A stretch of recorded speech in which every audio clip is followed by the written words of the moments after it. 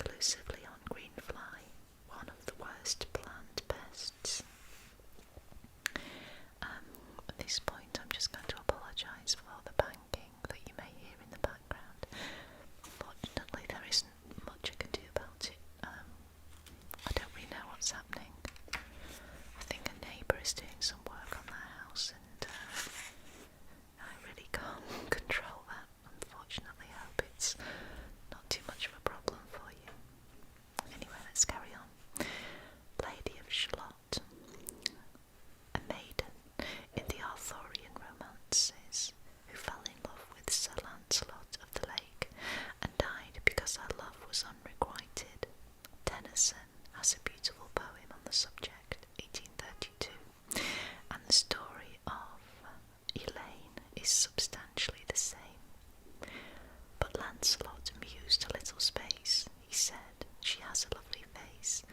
God in his mercy lend her grace, the Lady of Shalott."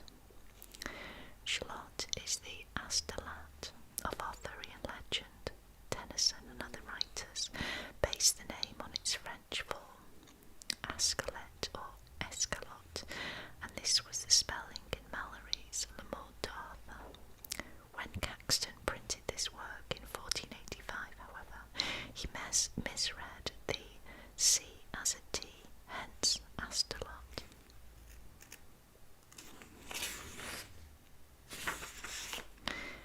The Lady of the Lake.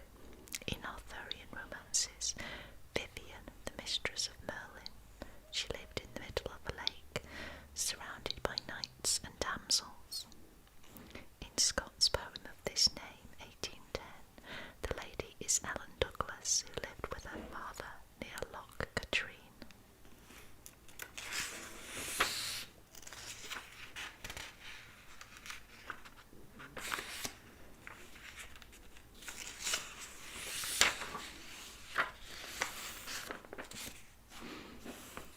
Something very different.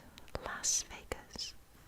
The self-styled gambling capital of the world in Nevada, USA.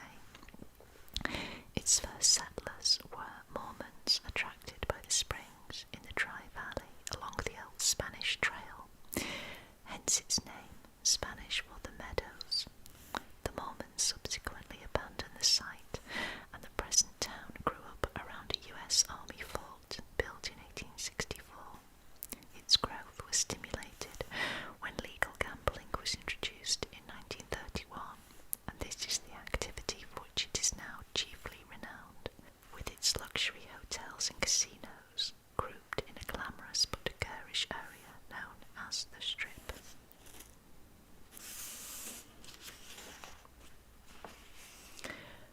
Larrikin, an Australian term dating from the 19th century, denoting a young ruffian or rowdy given to acts of hooliganism.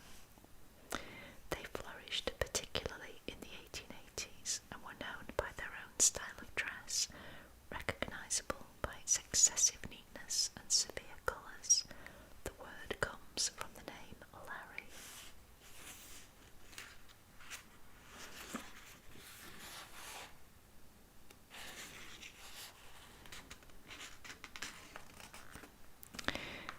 Mesopotamia, Greek, land between the rivers, i.e. Euphrates and Tigris, one of the cradles of civilization. Iraq now occupies the territory. The actor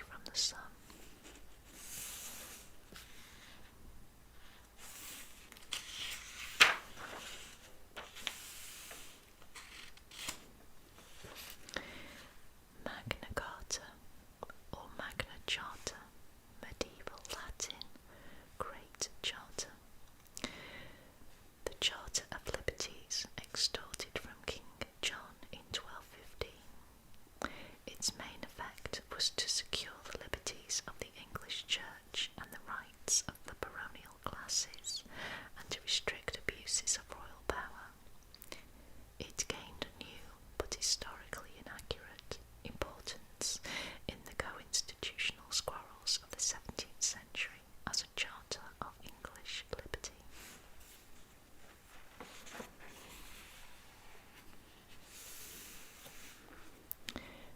Pilate.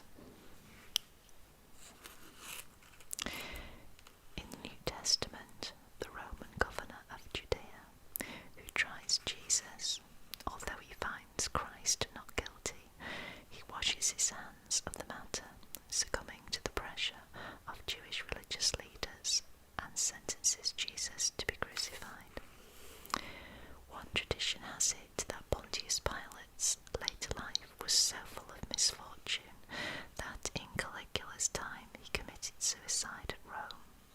His body was thrown into the river Tiber, but evil spirits so disturbed the water that he was retrieved and taken to Vienna, where it was cast into the Rhone, eventually coming to rest in the recesses of a lake on Mount 5+hrs.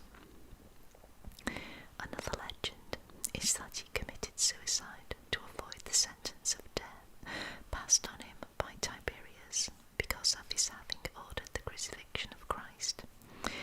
His wife is given as Claudia Procula or Procula, and by some she has been identified with the Claudia of 2 Timothy 4:21. There is a story that they both became penitent and died peaceably in the faith.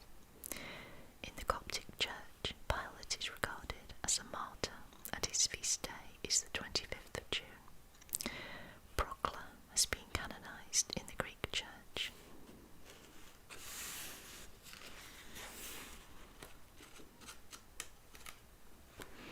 The Pied Piper of Hamlin. The story is that the town of Hamlin in Westphalia, was infested with rats in 1284, and that a mysterious piper in a parti-coloured suit appeared in the town and offered to rid of vermin for a certain sum, which offer was accepted by the townspeople. The Pied Piper fulfilled his contract, but payment was not forthcoming.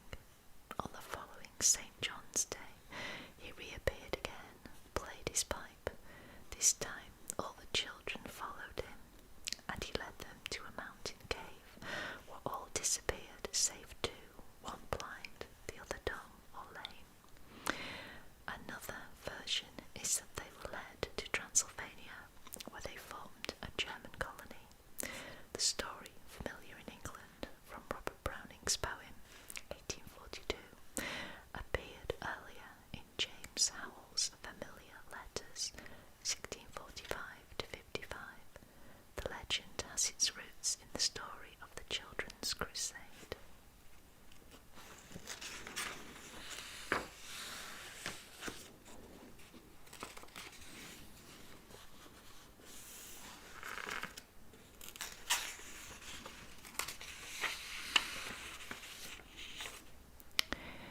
Pullman, properly a well-fitted railway saloon or sleeping car built at the Pullman Carriage Works, Illinois.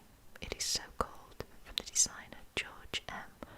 Pullman, 1831 to 97 of Chicago.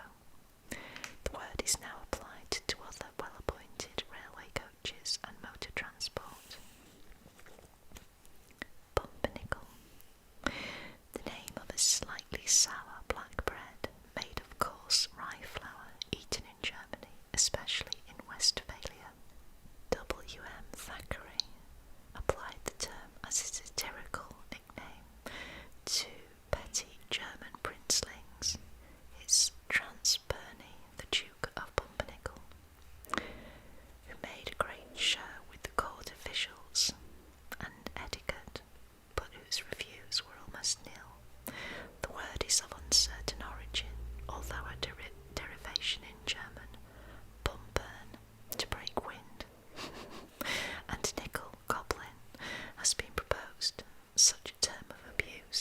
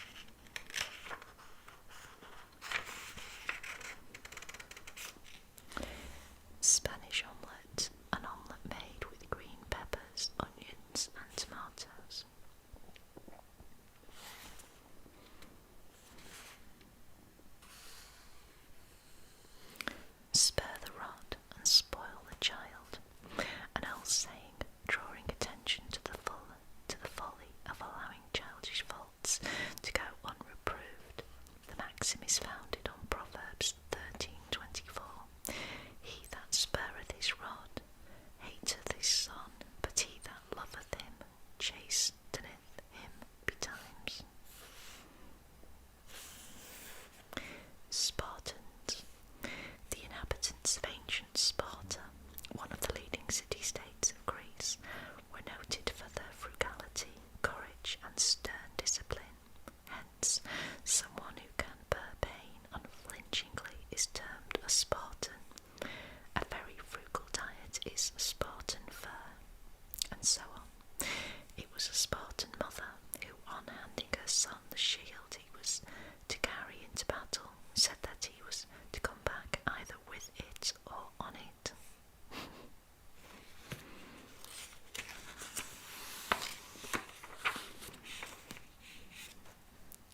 Steam, the steam age. The era when trains were drawn by steam engines, nostalgically recalled by many.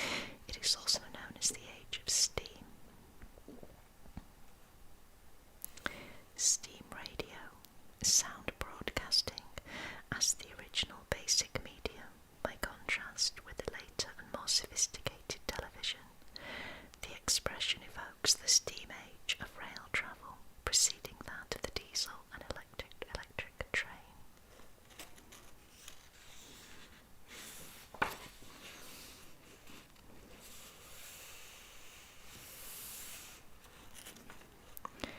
Tempus fugit, Latin, time flies. The Latin tag is based on a line in Virgil's Georgics,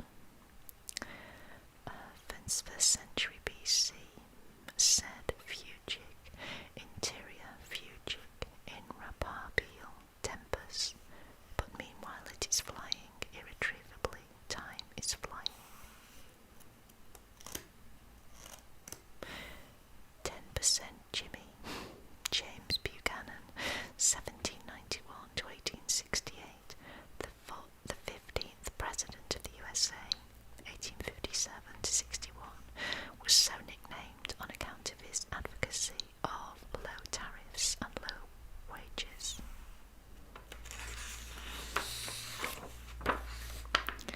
And I think we will do one more. Throgmorton Street, the financial world at large, or the Stock Exchange, which is situated in this narrow London street. It is so named from Sir Nicholas Throgmorton, 1515-71, head of the ancient Warwickshire family and ambassador to France in the reign of Elizabeth I. Now, if you have enjoyed me reading through these little entries, it's a very eclectic mix, than it would be, and I literally have just picked things out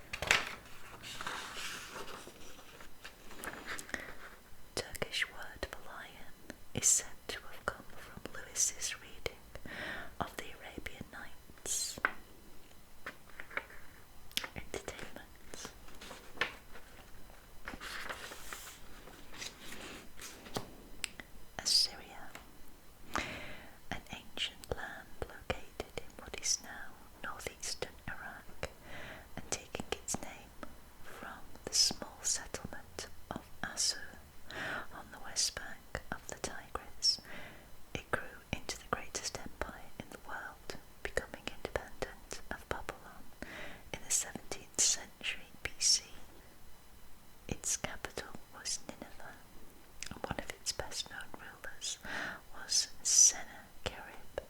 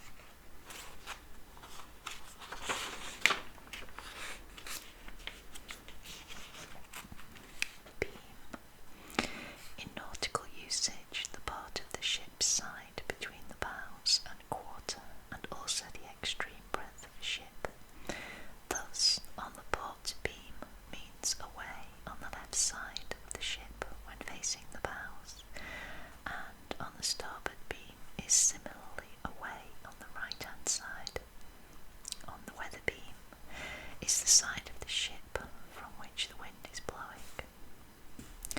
On one's beam ends. To be on one's beam ends. To be virtually destitute. The beams of a wooden ship or the transverse timbers which support the decks and retain the sides, and a vessel is said to be on her beam ends when heeling over through an angle of 90 degrees. To be on the beam. To be on the right course or track, a modern phrase coming from the directing of aircraft by means of a radio beam.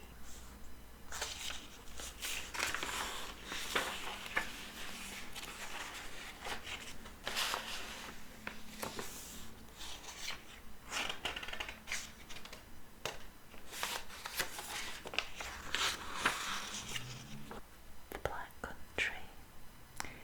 The dense and heavily industrialised region of the West Midlands, with Dudley as the geographical centre. The collieries, blast furnaces, foundries and metal industries grimed and blackened the area with smoke, hence the name.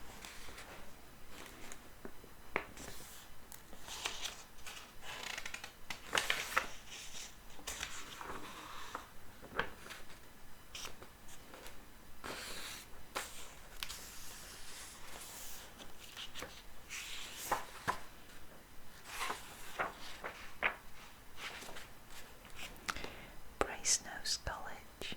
The Oxford College takes its name from the bronze nose or sanctuary knocker, first recorded in a document of 1279, that at one time was attached to the main gate of Brasenose Hall.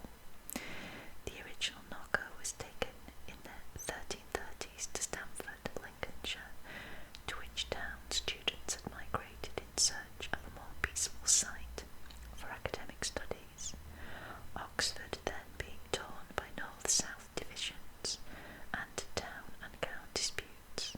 The knocker remained on Brasenose House in Stamford until 1890, when the college bought the house to recover the knocker, which now hangs in the college hall.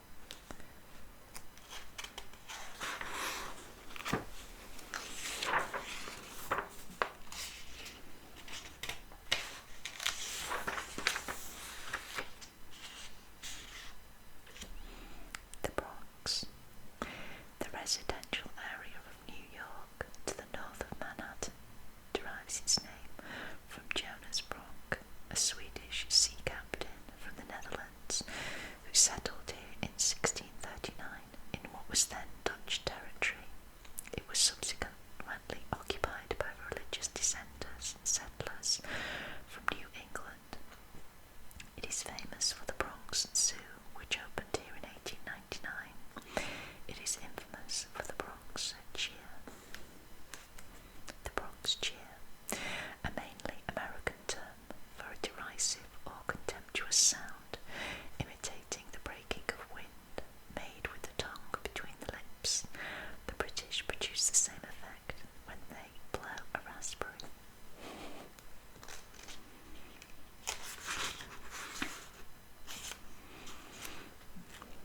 The Bronte Sisters. The three sisters, Charlotte, 1816,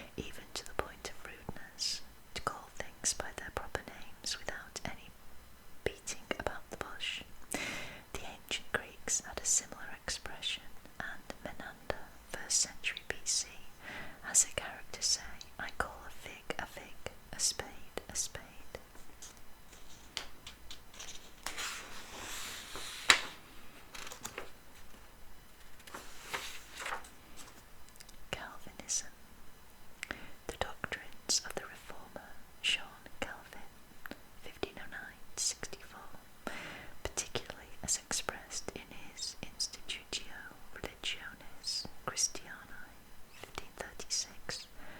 Some chief points of his teaching are 1. The transcendence of God, 2. The total depravity of natural man, who can achieve nothing without God, and 3. The predestination of certain men for salvation through Christ, made by God before the world began. 4. The sole authority of the Scriptures and the Holy Spirit, and 5. The enforcement of the Church's public discipline by the community.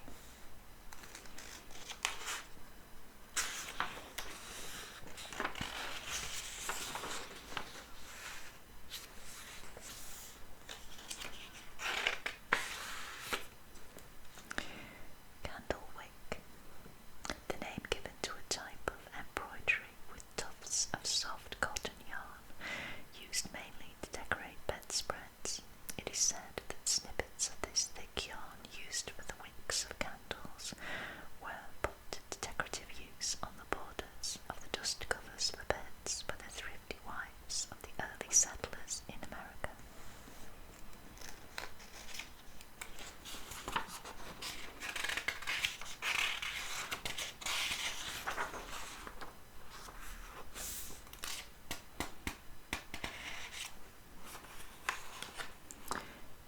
Cardigan, a knitted jacket or sweater with buttons up the front, named after the 7th Earl of Cardigan, 1797 to 1868, who led the Light Brigade in the Charge of Balaclava, 1854. It appears to have been first worn by the British to protect themselves from the bitter cold of the Crimean winter. The balaclava helmet or cap, a knitted woolen covering for the head and neck, has a similar origin.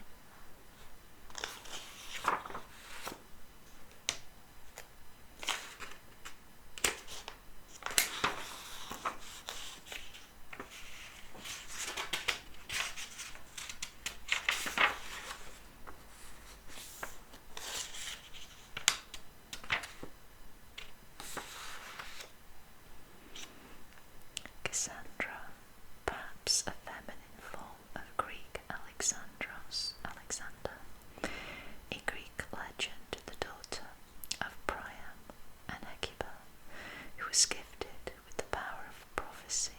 She refused Apollo's advances, and he arranged it that no one believed her predictions, although they were invariably correct.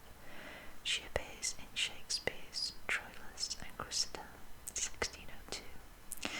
In the figurative sense, the name is usually applied to a prophet of doom.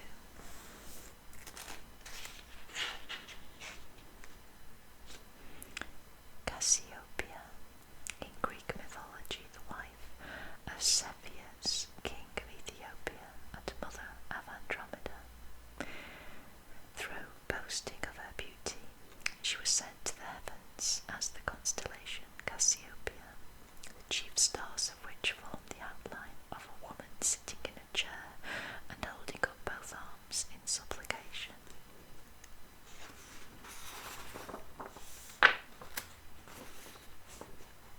Cerberus.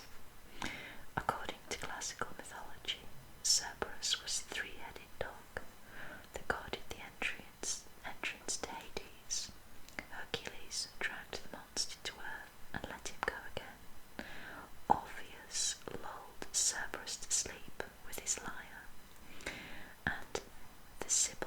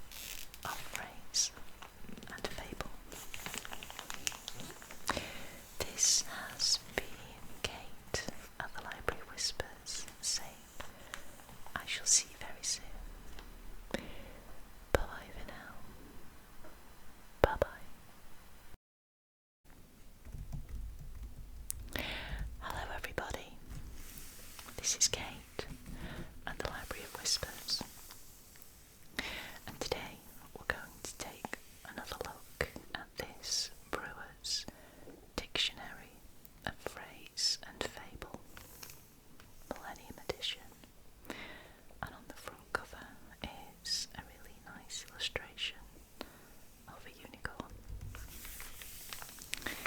Now, this is a library book that I have had out of the library now for 4 months because there has been no library open to take it back to. So let's open it up. Now, I've looked through this book before on a couple of occasions, and generally I just dip in and out of it really.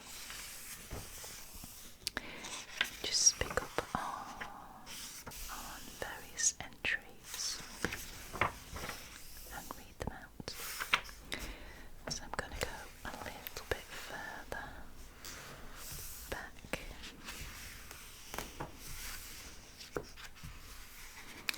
I think we will start on this page. Okay. Flag. A word of uncertain origin. National flags are flown as the symbols of a state and are particularly important as a means of recognition of ships at sea.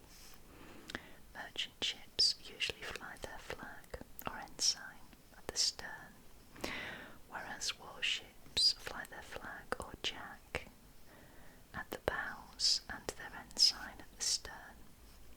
Flags are also used as personal banners or standards, especially by royalty and high-ranking naval and military officers, by regiments, as house flags by companies, for signalling purposes and the like.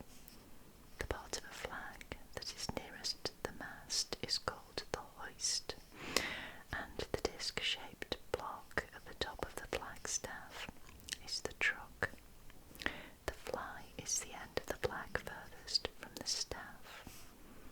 I never knew any of that. Let's see. The 5 towns. Towns in the potteries that Arnold Bennett, 1867 to 1931, used as the scene of the best known of his novels and stories. They are Tunstall, Burslem, Hanley, Stoke-on-Trent, Longton and Fenton. These actually number 6, but for artistic purposes, Bennett called them 5, giving them the respective fictional names of Turnhill, Bursley, Hanbridge,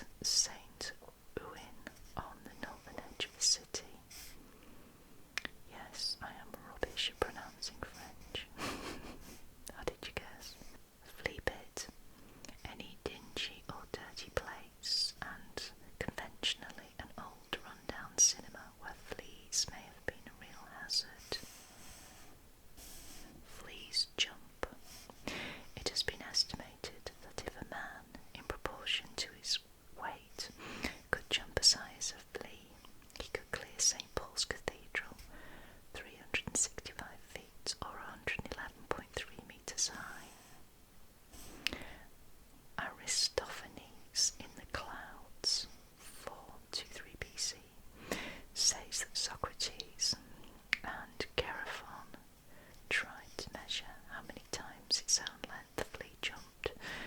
They took the size of a flea's foot in wax, then calculated the length of its body. They then measured the distance of a flea's jump from the hand of Socrates to Chaerephon, and resolved the problem by simple multiplication. Okay. The Fleet, a London prison of medieval origin, which stood on the east side of Farringdon Street until its demolition, 1846, on the site now partly occupied by the Memorial Hall. It took its name from the River Fleet, which, now piped, enters the Thames at Blackfriars Bridge. As a royal prison, it housed some distinguished prisoners in Tudor and Stuart times, including those committed by Star Chamber, but it mainly owes its notoriety to its subsequent use as a debtor's prison. It was destroyed in the Great Fire of London, rebuilt and again burned down during the Gordon riots. The warden farmed out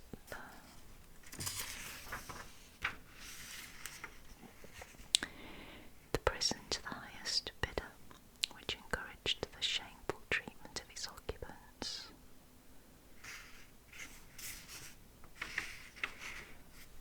Fleet Street, the famous thoroughfare that runs from Ludgate Circus to the Strand, taking its name from the River Fleet, which was once navigable for coal barges as far as Holborn.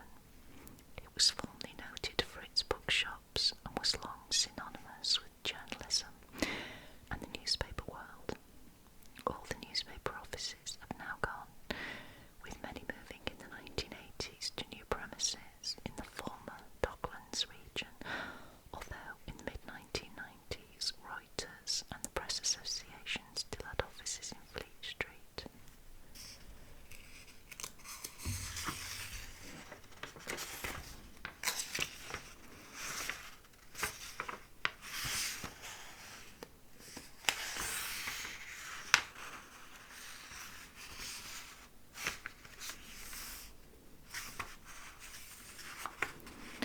Flying Scotsman, a famous express train from London to Edinburgh.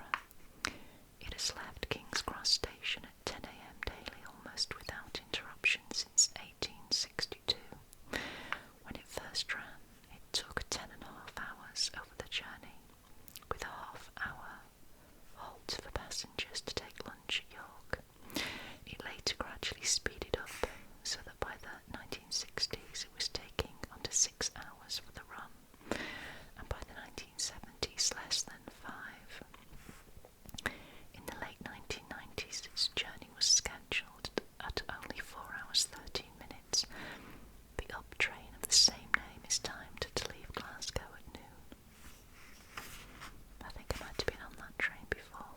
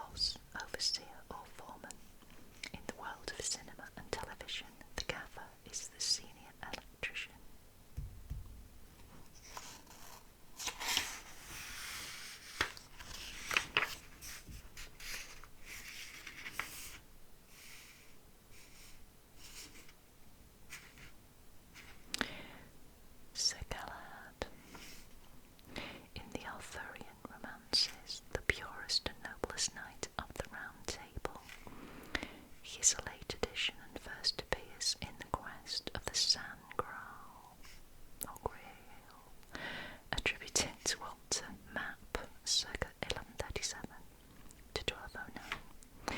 He was the son of Lancelot of the Lake and Elaine. At the institution of the Round Table, one seat, the Siege Perilous, was left unoccupied for the knight who could succeed in the quest. When Sir Galahad sat there, it was discovered that it had been left for him. The story is found in Mallory's Maud d'Arthur, 1470, and the works of Tennyson. The knight's name may be based on a Celtic word meaning white or fur. Galatea, Greek, Gala, Galactus, milk, a sea nymph beloved by the monster Polyphemus, put herself in love with the beautiful Axis, who was killed by the jealous Cyclops. Galatea threw herself into the sea, where she joined her sister nymphs. Handel has an opera entitled Axis and Galatea, 1720. The Galatea, beloved by Pygmalion, was a different person.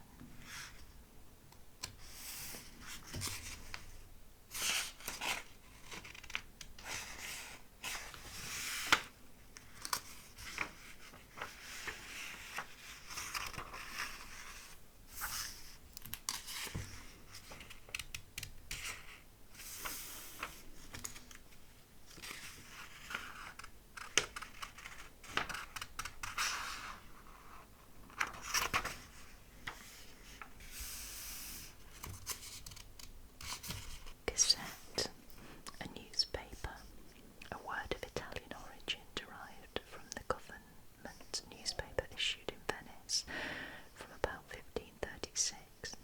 It was named for its price, 1 gazette, a small copper coin, whose own name may have come from Gaza, magpie. Gazumping, a colloquial term from the early 1970s relating to the property market. It denotes the dubious practice of raising the selling price of a house after agreement has been reached with an intending purchaser. After agreeing a price with the vendor, the purchaser finds that he is gazumped because the vendor has accepted a higher offer from another buyer before contracts have been signed and exchanged. The origin of the word is uncertain. It probably derives from a Yiddish verb meaning to swindle.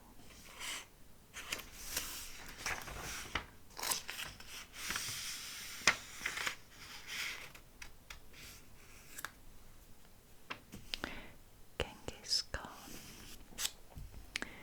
the Mongol Emperor, 1167 to 1227. One of the most famous conquerors in history. His original name was Temujin, and he was born in Delagun, Bulldog on the River Onon. He acquired a fighting force of some 20,000 tribesmen, and through sheer brutality and relentless campaigning overcame all his rivals, both Mongolian and Tartar, until by 1206 he was acknowledged overlord of all Mongolian steppe people. It was at this stage that he was given the title Genghis Khan, meaning literally King of the Ocean. Resorting to rather more sophisticated military tactics, he went on to extend his realm from China in the east to the Adriatic Sea in the west.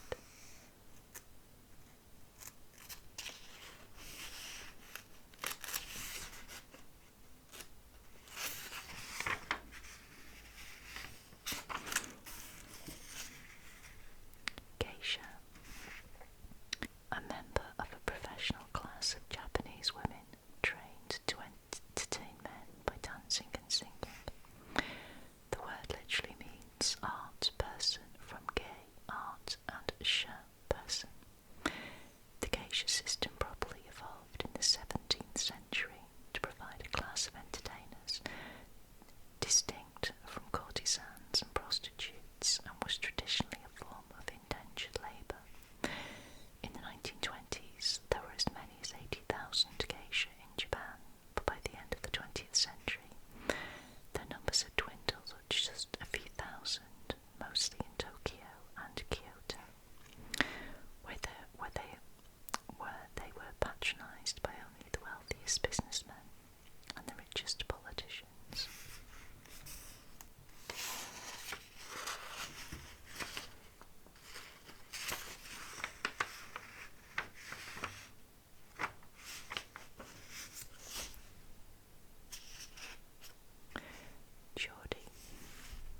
pubs.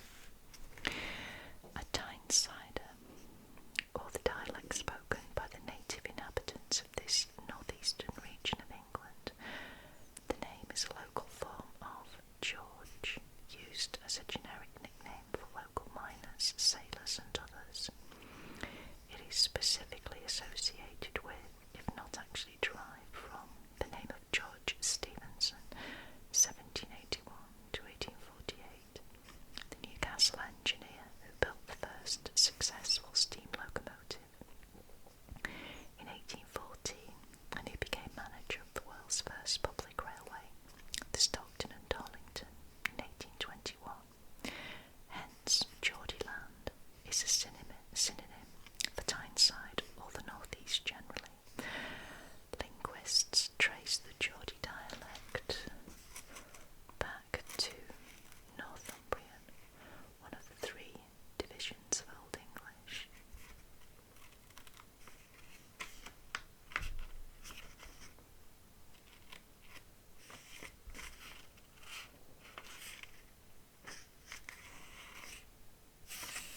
George a Green, the mythical Pinner or Pindar, or Pound Keeper of Wakefield, who resisted Robin Hood, Will Scarlet and Little John single-handed when they attempted to commit a trespass in Wakefield.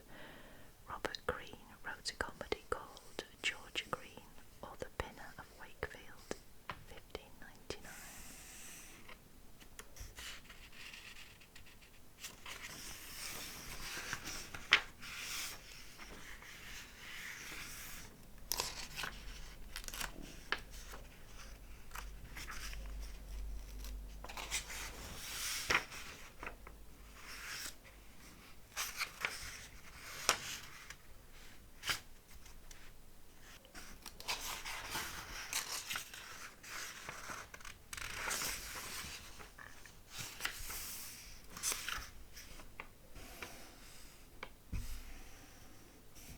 Glamorgan, the historic southernmost county of Wales, in the 1974 divided into West, Mid and South Glamorgan, and since 1996 represented in name by the unitary authority of the Vale of Glamorgan.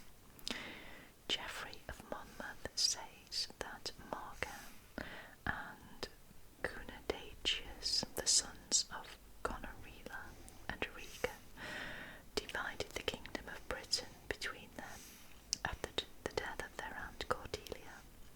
Morgan, resolving to take the whole, attacked Cunadagius, but was put to flight and killed in a town of Cambria, which since his death has been, by the country people, called Morgan to this day.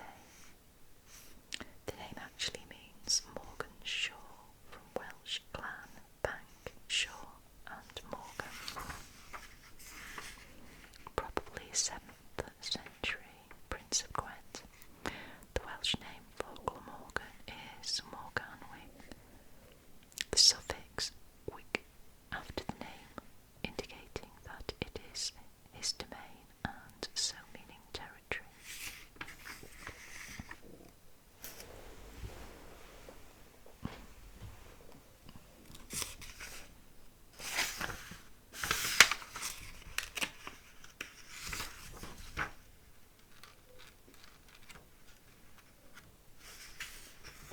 Golden apple, a former name for the tomato, still found in some languages for this fruit. Example: Italian pomodoro, Russian from Italian pomodoro.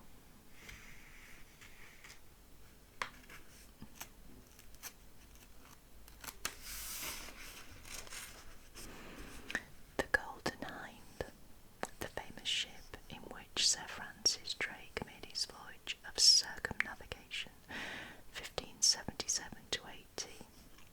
Originally called the Pelican, it was renamed the Golden Hind at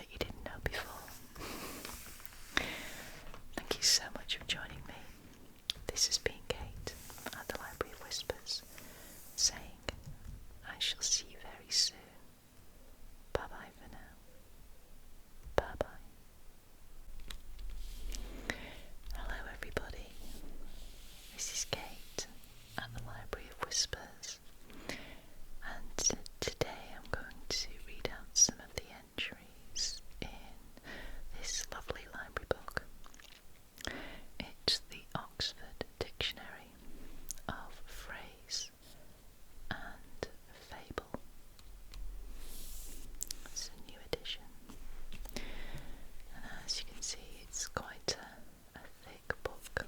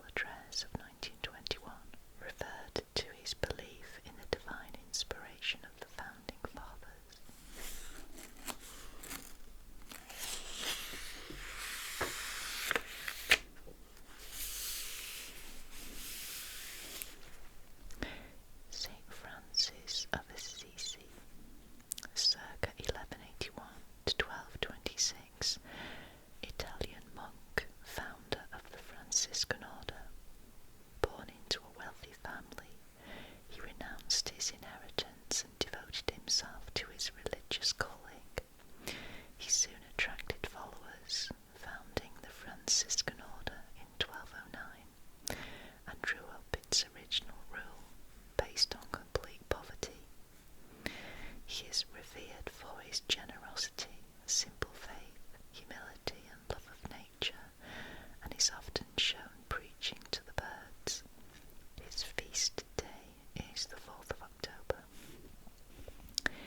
The extremely austere rule written by him in 1209 for the Franciscan order was modified in 1221 and received papal approval in 1223, but divergences of practice led to the separation of the friars minor of the observants, and the friars minor conventual. The conventuals in 1517, and to the foundation of the stricter friars minor the Capuchins in 1529. The order of Franciscan nuns was founded by Saint Clare, circa 1212, under the direction of Saint Francis. They are known as 5+hrs. There is also a third order of lay associates, tertiaries, and a Franciscan order within the Anglican Church.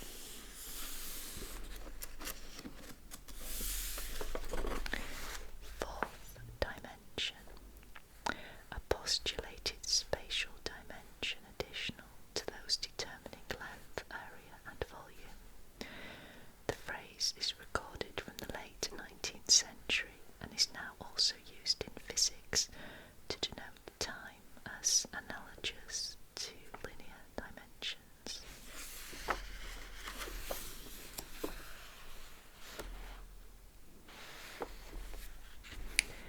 Lincoln's Inn. One of the inns of court in London on the site of what was originally the palace of Ralph Neville, died 1244, Bishop of Chichester and Chancellor, and which later became the property of Henry de Lacy, Earl of Lincoln, 1249 to 1311. When the property was made available to students of the law, it was thus called Lincoln's Inn.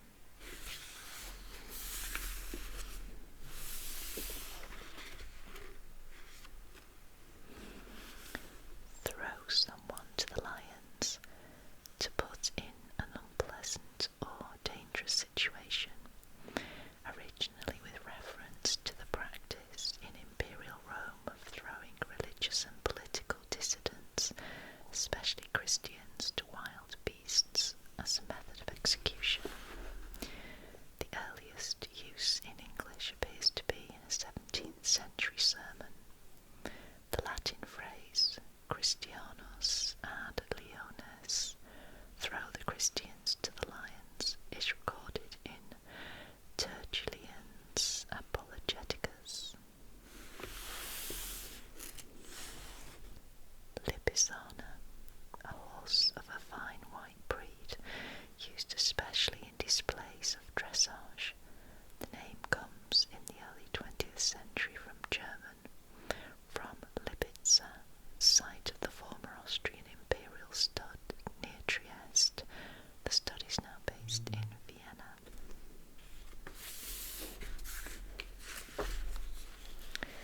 Lindisfarne Gospels, a manuscript of the 4 Gospels, which was probably written to mark the canonization of St. Cuthbert in 698.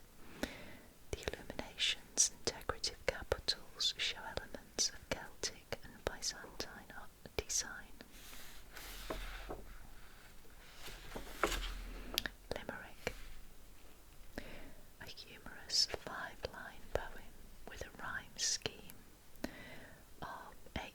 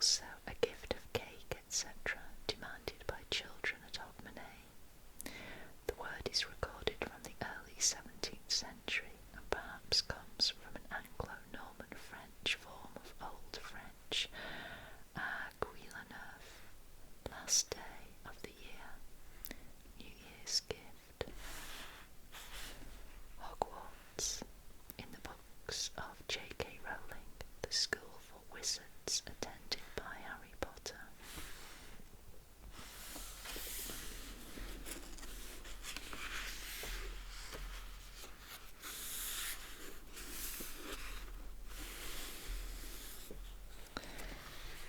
The Kingmaker, nickname of Richard Neville, Earl of Warwick, 1428–71, English statesman.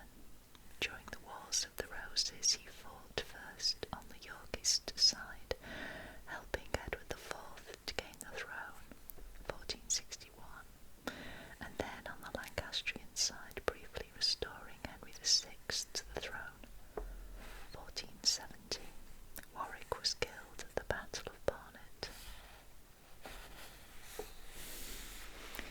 King of the Romans, the prospective head of the Holy Roman Empire. The title was assumed after selection by the 7 electors and coronation at Aachen, but prior to coronation as emperor by the Pope at Rome.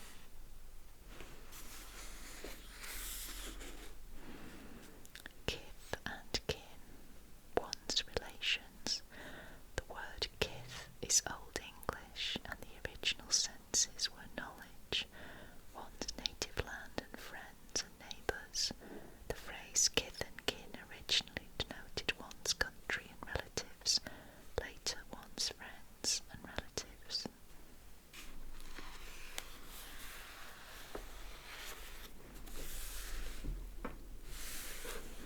Orb, a golden globe surmounted by a cross, forming part of the regalia of a monarch, recorded from late Middle English in the sense circle. The word comes from Latin orbis, ring.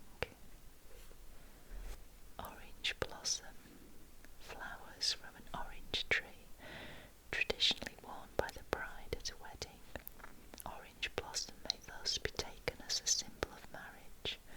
The custom appears to have been introduced to Britain in the 1820s from France, where it was said to be customary for a bride to wear a crown of orange buds and blossoms.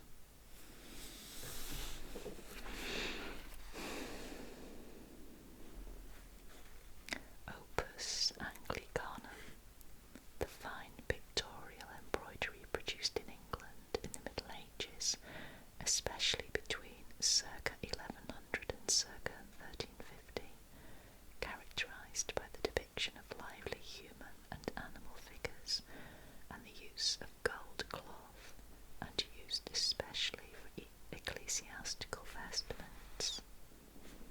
Opus Dei is the Christian Church liturgical worship, regarded as man's primary duty to God.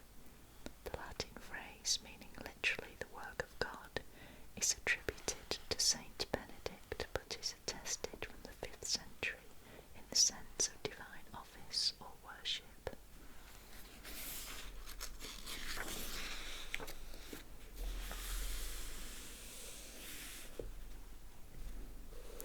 Orlando, the Italian form of Roland, a hero of the romances of Charlemagne. Orlando Furioso is a poem by Ariosto, published in its complete form in 1532, designed to exalt the house of Este and its legendary ancestor, Ruggiero.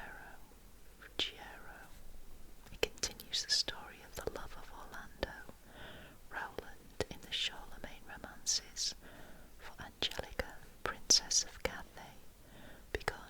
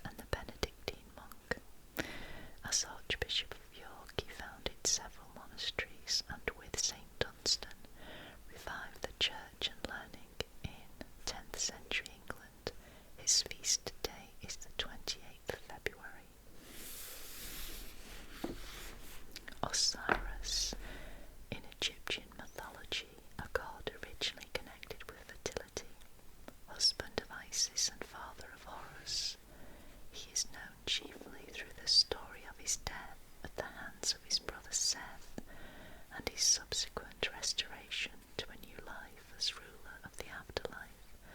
Under Ptolemy I, his cult was combined with that of Apis to produce the cult of Cerberus.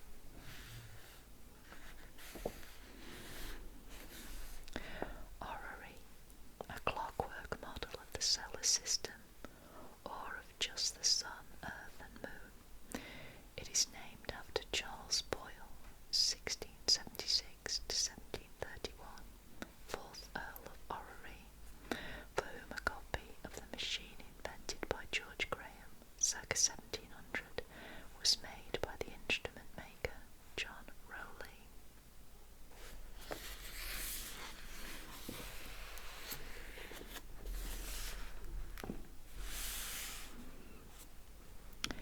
Simon Majors, a magician who in Acts 8 was baptised by Philip and who tried to buy the power of the Holy Spirit from Peter and Paul and was rejected by them. According to legend, Simon Majors was killed attempting to fly to demonstrate his superior magic powers. Silver, a precious metal in general use ranking next to gold and valued for use in jewellery and other ornaments as well as formerly in coins. Silver is also a tincture in heraldry, but is more usually called argent. The word is recorded in Old English in form CL4 and is ultimately of Germanic origin. Silk Road, an ancient caravan route linking Shan in central China with the eastern Mediterranean, skirting the northern edge of the Taklamakan Desert and passing through Turkestan. It covered a distance of some 6,400 kilometres, 4,000 miles. It was established during the period of Roman rule in Europe and took its name from the silk which was brought to the west from China.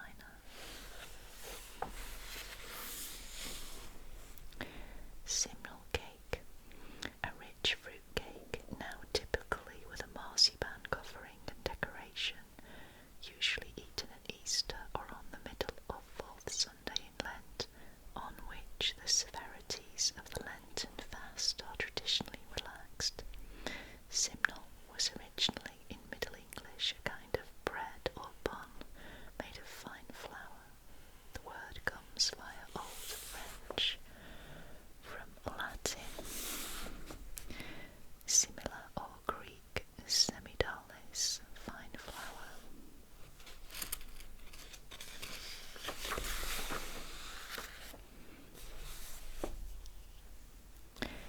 Sistine Chapel, a chapel in the Vatican built in the late 15th century by Pope Sixtus IV, for whom it is named, containing a painted ceiling and fresco of the Last Judgment by Michelangelo, and also frescoes by Botticelli and other painters.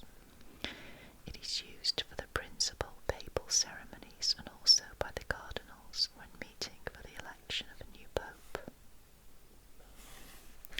Sirius, the brightest star in the sky, south of the celestial equator, in the constellation Canis Major. It is a binary star with a dim companion, which is a white dwarf. Sirius is conspicuous in the winter sky of the northern hemisphere, apparently following on the heels of the hunter Orion, and is also known as the dog star. It was important to the ancient Egyptians as its heliacal rising coincided with the season of flooding of the Nile. Siren.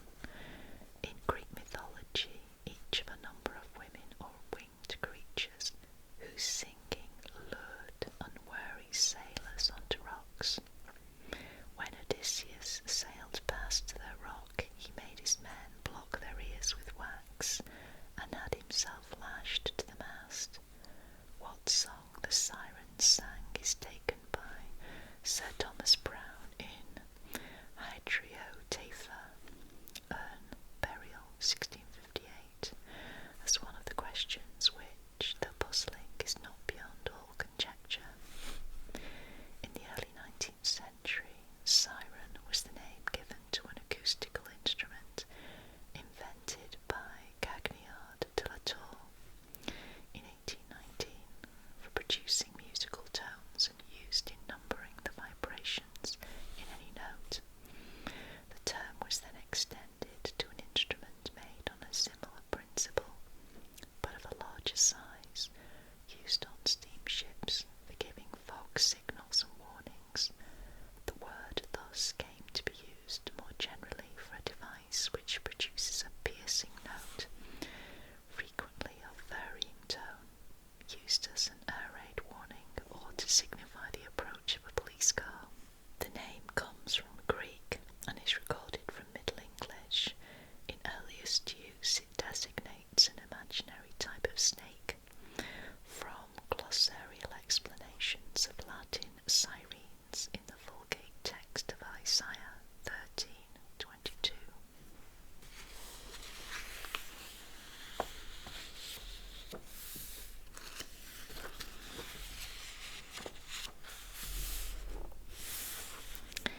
Saint Swithin, died 862. English ecclesiastic. He was Bishop of Winchester from 852. The tradition that if it rains on St. Swithin's Day, it will do so for the next 40 days, may have its origins in the heavy rain said to have occurred when his relics were to be transferred to a shrine in Winchester Cathedral. His feast day is the 15th of July. St. Swithin's Day, if thou be fair, for 40 days it will remain. St. Swithin's Day, if thou bring rain, for 40 days it will remain. Traditional weather rhyme, early 17th century. St. Swithin was a bishop of Winchester who died in 862, and his feast day is the 15th of July. Sweeney Todd, legendary barber who murdered his customers, the central character of a play by George Dibdin Pitt, 1799 to 1855, and of later plays from the mid-1930s. Sweeney was used by rhyming slang as a name for the flying squad. The original Sweeney Todd was said to kill his victims by cutting their throats while they sat waiting to be shaved. The bodies were then disposed of through a trapdoor and made into sausages.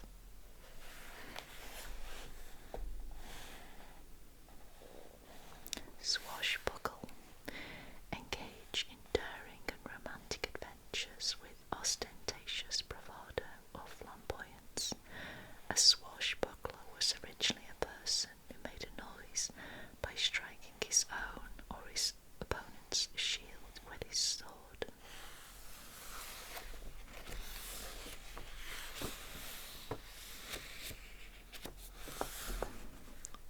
Terra firma, dry land, the ground as distinct from the sea or air, recorded from the early 17th century. The phrase denoted originally the territories on the Italian mainland which were subject to the state of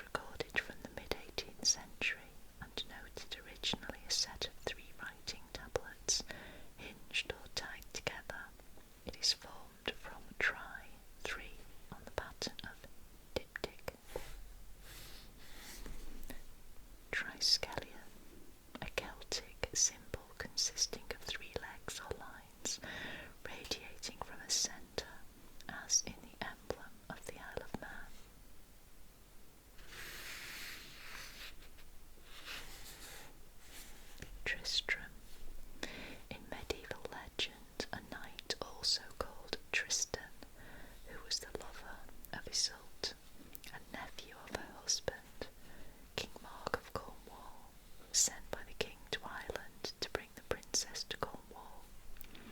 Tristan falls in love with her, a love which is reinforced by the love potion which they accidentally drink and which binds them to one another.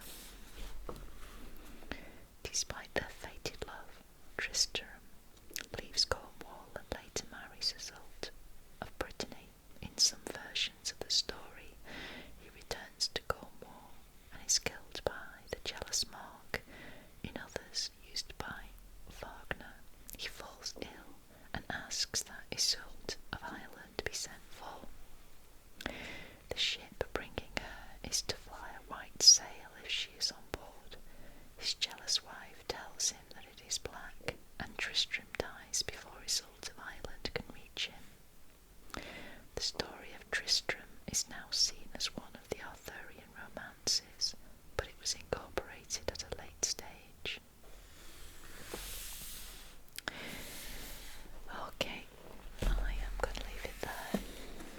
I hope you enjoyed that little delve into the Oxford Dictionary of Phrase and Fable. This has been Kate at the Library of Whispers saying, I shall see you very soon. Bye bye for now. Bye bye. Hello everybody. This is Kate at the Library of Whispers, and it's coffee time. Oh yes, we like coffee time, especially me.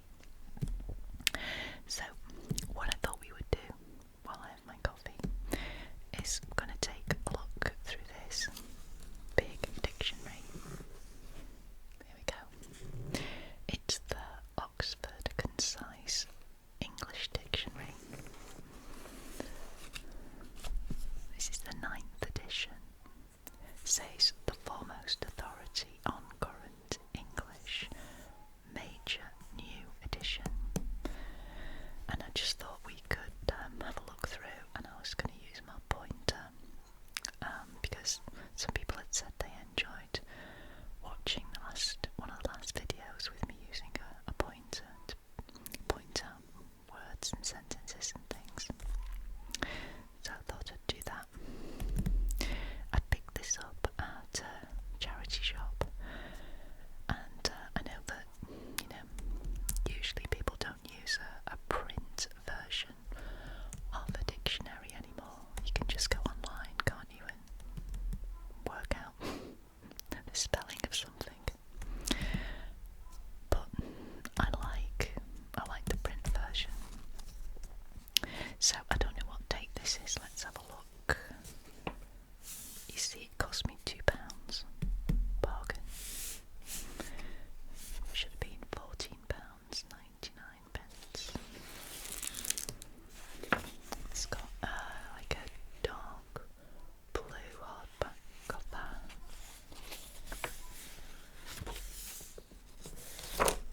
And it's got those really thin pages that make a pleasing sound. Let's have a look and see if I can find. There we go. 1995. Clarendon Press, Oxford.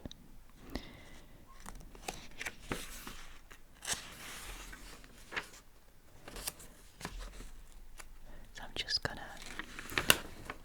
look for random entries.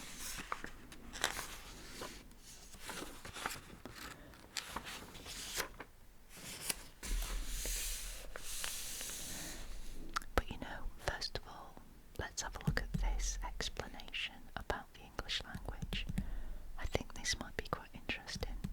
But first, let's have a sip of coffee. This is a decaffeinated coffee, and it has oat milk in it. That's O-A-T, oat milk. It's just become one of my favourite coffees, really. Let's have a taste.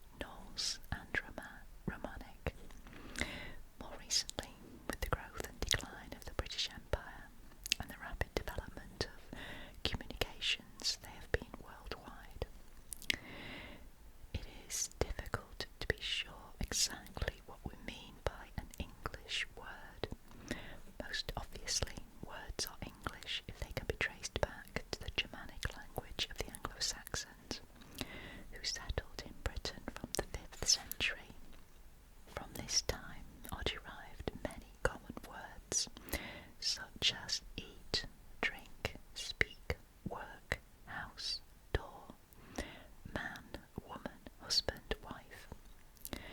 The Anglo-Saxons displaced the Celtic peoples whose speech survives in Scottish and Irish Gaelic, Welsh, Manx and Cornish.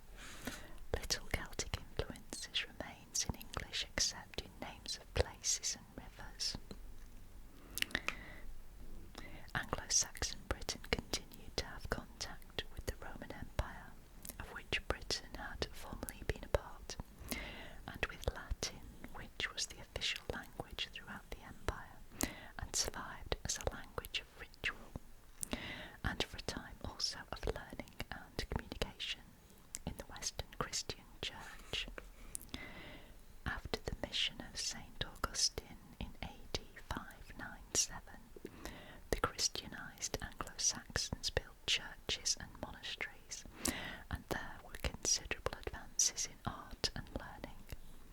At this time, English was enriched by many words from Latin, some of which are still in use, such as angel, disciple, martyr, and shrine. Other words were derived from Latin via the Germanic languages, for example, copper, mint, in the sense of coinage, pound, sack, and tile, and others were ultimately of Oriental origin, for example,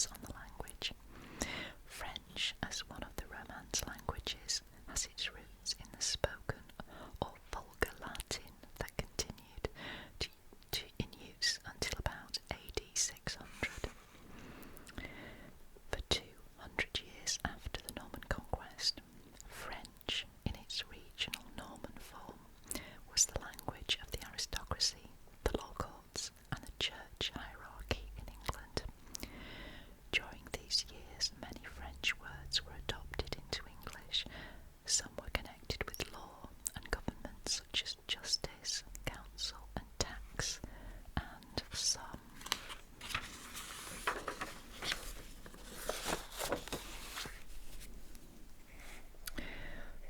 were abstract terms such as liberty, charity, and conflict. The Normans also had an important effect on the spelling of English words.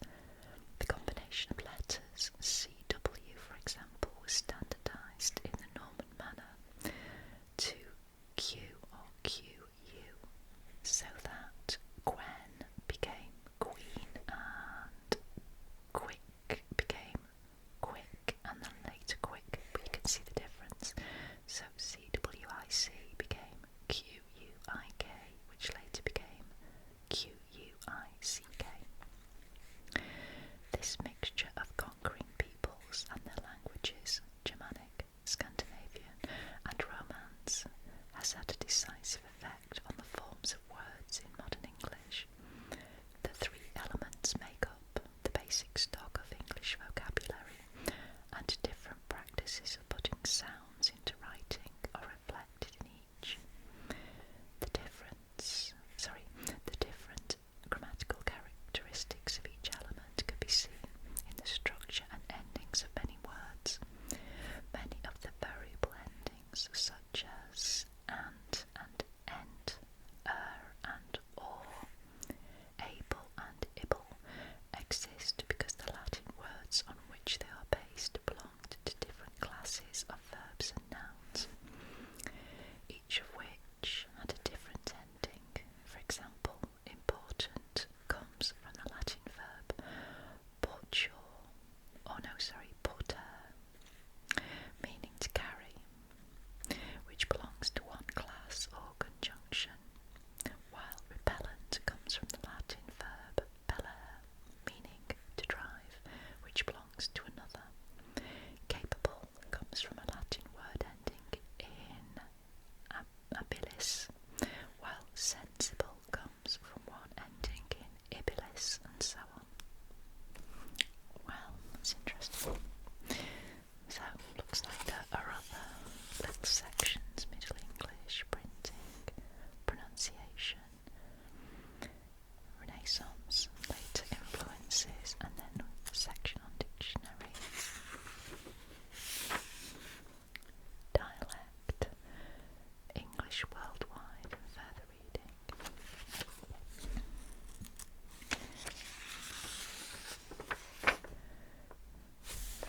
So there's a section on pronunciation.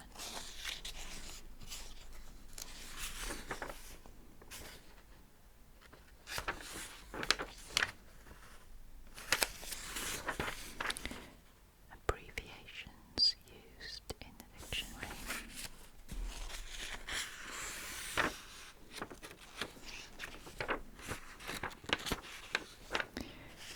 And then we start with the A's. Oh, that's interesting. Look at this one. Aaron's beard is a noun.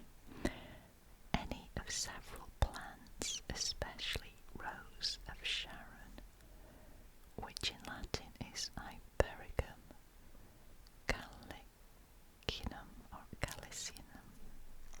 Yeah, my pronunciation isn't very good, you're absolutely right. Okay, so I'm just going to randomly open a page. We'll have a look. Let me have a bit of coffee first.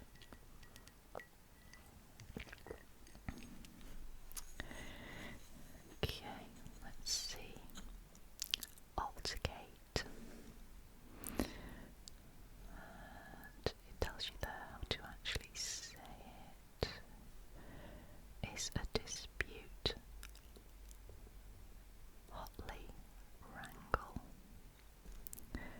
And it's altercation, so altercate, altercation. Alter ego is a noun. Sorry, I didn't tell you that was a verb, did I? Is a noun. Plural is alter egos.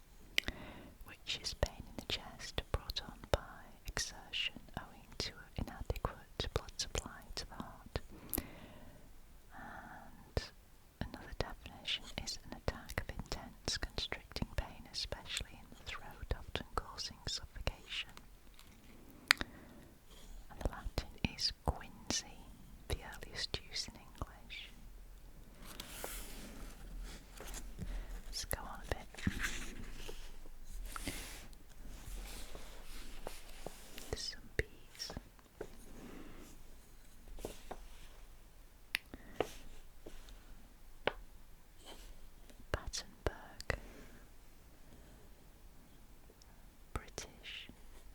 A kind of oblong cake, usually of 2 colours of sponge and covered with marzipan. I love Battenberg cake. It's great.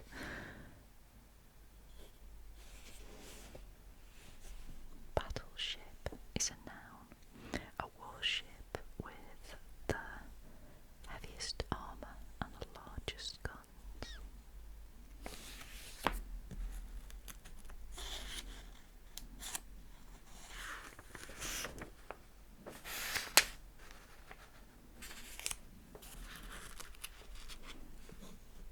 Burberry is a noun, an evergreen ericaceous plant of the genus Arctostaphylos, especially a 5+hrs, a trailing moorland plant with pinkish flowers and bright red berries. Beard is a noun.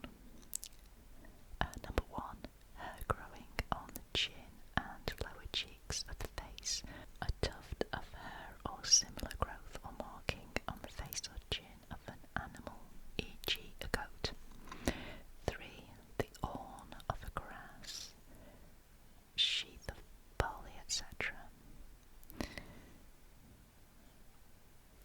Bearded, adjective, beardless. So it's from the Old English, from West Germanic.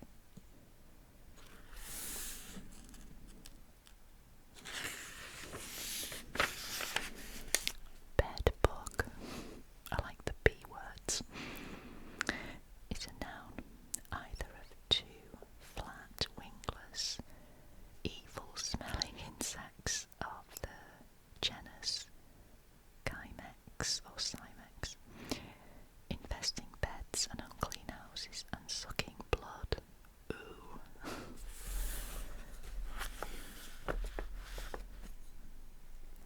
Beaujolais Nouveau is a noun. It's a Beaujolais wine sold in the first year of a vintage.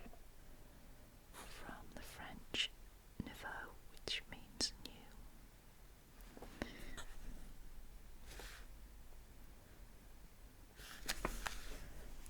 Beat generation is a noun. The members of a movement of young people, especially in the 1950s, who rejected conventional society in their dress, habits and beliefs.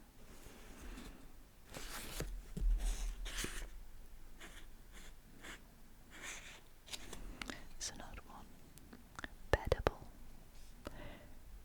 is a verb, stain or splash with dirty liquid.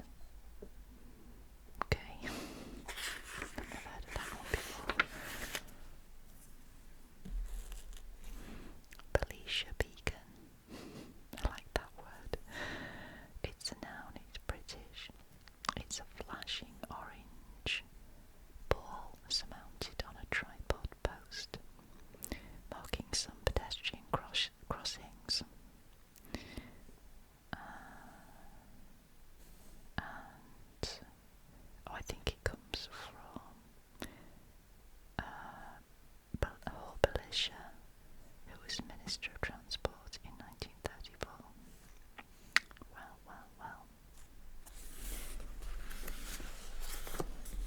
Bejeweled, adjective, spelled differently in the US, so it's only 1 L. Adorned with jewels. But I did notice that the British spelling of jewellery is quite different from the American spelling of jewellery. In fact, let me see if I can find it in here. Let's go to the J's, and I will show you. J's next. See. There we go. See. I'm going to spell it to you in case you can't see it. So it says jewellery. Now, the British spelling is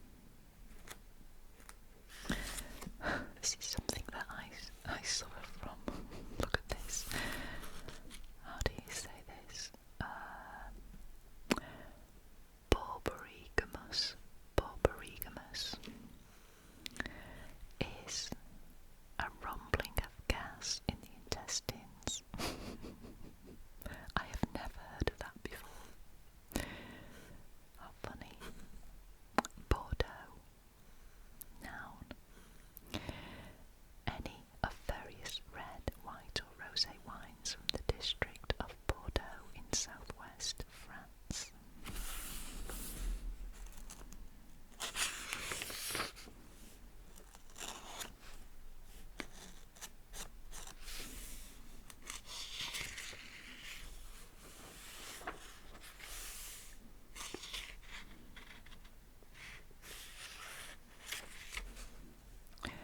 A bow compass, noun, is compasses with jointed legs. Well, there you go. Bowel movement. We all know what that means. I'm not going to read that. Bowerbird is a noun. Any of various birds of the family Tilonorohynchidae. Gosh. Native to Australia and New Guinea, the males of which construct elaborate bowers of feathers, grasses, shells, etc. during courtship. Or to an Australian slang, a person who collects trivia or odds and ends. Yeah, that would be me then.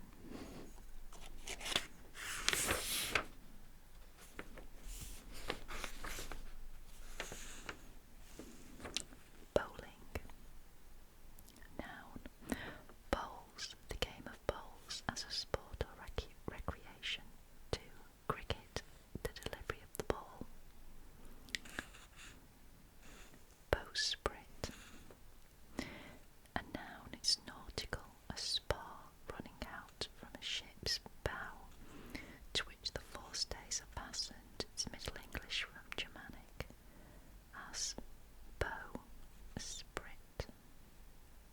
Bow Street runner, noun. Also Bow Street officer. Historical, a London policeman. Bow Street in London, containing the chief Metropolitan Police Court. Boxing Day. Yeah, this is a very British thing. Boxing Day. Noun, the first day, strictly. The first weekend after Christmas. From the custom of giving tradesmen a Christmas box on this day.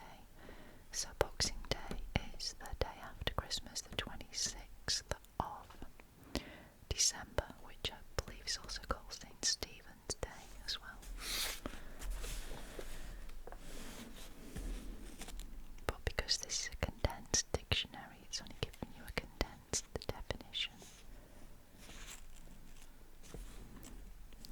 Brachiopod, noun, a marine invertebrate of the phylum Brachiopoda, having a ciliated feeding arm and a two-valve shell, often found fossilized, also called lamp shell.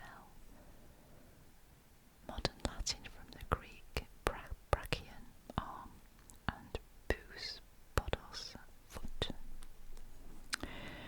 Brachiosaurus is a noun, any huge plant-eating dinosaur of the genus or genus Brachiosaurus with 4 legs longer than its hind legs. Modern Latin from the Greek brachion, arm, and saurus, lizard.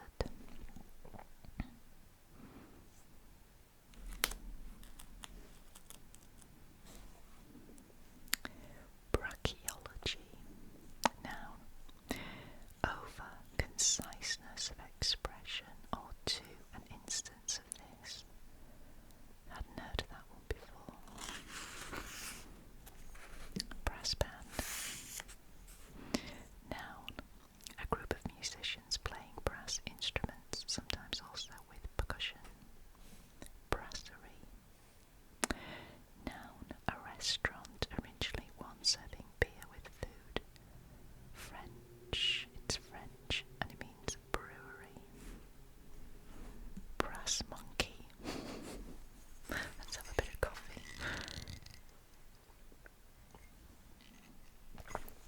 Let's see, what does that say? It's a noun. Cold enough to freeze the balls of a brass monkey.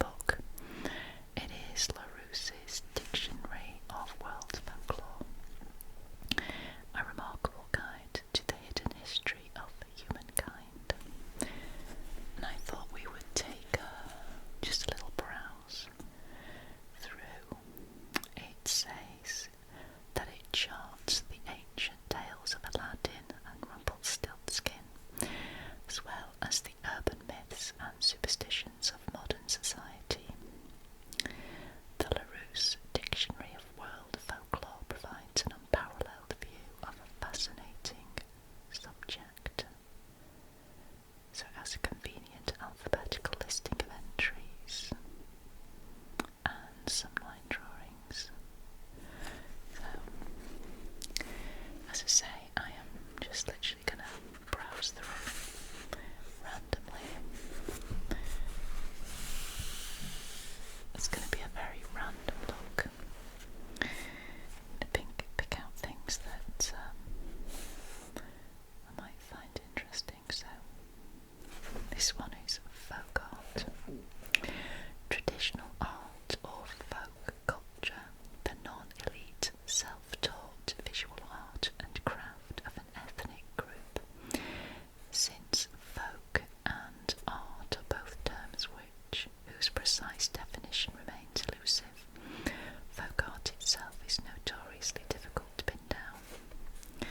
Any art produced by a small, non-urban and non-industrialised group which perpetuates designs and methods traditionally used within that group is unarguably folk art. The artist works within a range of designs, techniques and materials prescribed by tradition, but the artistic traditions which draw inspiration from such designs are not truly of the folk, since such derivative art operates under artificially, not culturally imposed restrictions. Okay, let's go to another entry.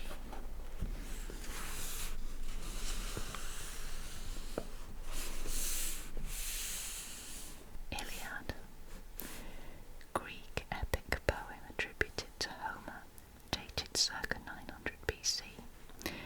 It tells of the final stages of the Great Trojan War and the victory of the Greeks secured when Achilles, who has been nursing a grievance against King Agamemnon in his tent, is finally roused to fight. Although it is thought to have been orally transmitted by some, the epic is of more interest to classical and mythological scholars than folklorists. Its portrayal of the hero figure in Achilles, however, is seminal in Western lore, and the episode of the hollow wooden horse concealing a great number of armed men left as a present, which the unsuspecting Trojans take into their city and thereby ensure their destruction, has also been influential. Icarus, tragic figure of Greek lore, the son of the inventor Daedalus, who attempted to fly with his father from Crete on wings of wax and feathers. Disregarding his father's advice to take the middle way, the boy flew too close to the sun in his exultation. The heat melted the wax and Icarus tumbled into the sea.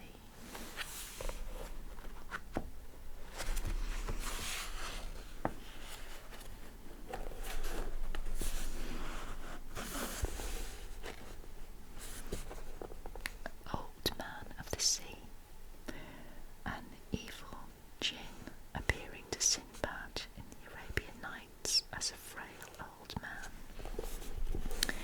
Out of compassion, Sinbad lifts him on his back to reach some fruit, but once on his victim's back, the demon almost strangles him, then forces his unwilling mount to carry him around by means of kicks, punches, and his vice-like grip. Despite his best efforts, Sinbad cannot shake the old man off and is driven around the island almost to the point of exhaustion. Finally, he rids himself of the jinn by giving him fermented grape juice, and when the old man's grip has relaxed, drowsily he throws him off and beats out his brains with a stone. Okay. The motif of the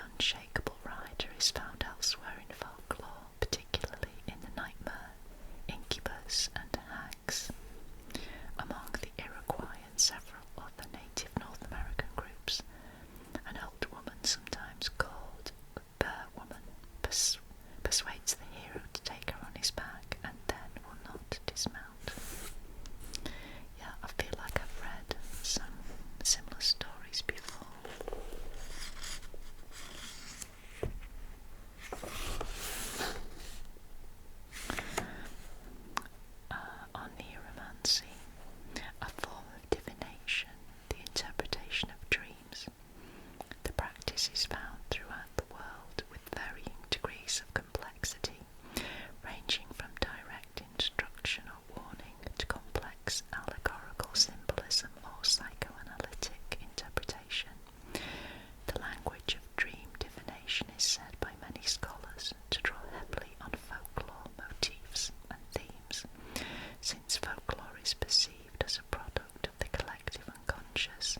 It therefore relates closely to dreams, the product of the individual unconscious.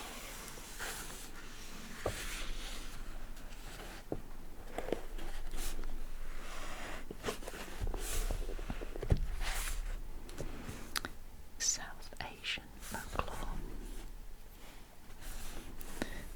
The law of diverse racial groups from India, Pakistan and Bangladesh to Sri Lanka, Nepal and Bhutan.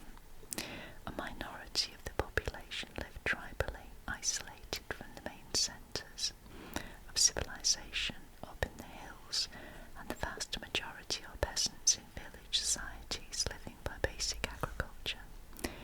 Despite this diversity, the peoples are characterised by a fatalistic outlook on life and an emphasis on ritual and religious belief. The major religions of the area, Hinduism and Buddhism, may be very different to the Christian tradition familiar in the West, but as both cultures originate from a common Indo-European tradition, there is much in the folklore that corresponds with European law. These connections have been reinforced by centuries of trade between East and West.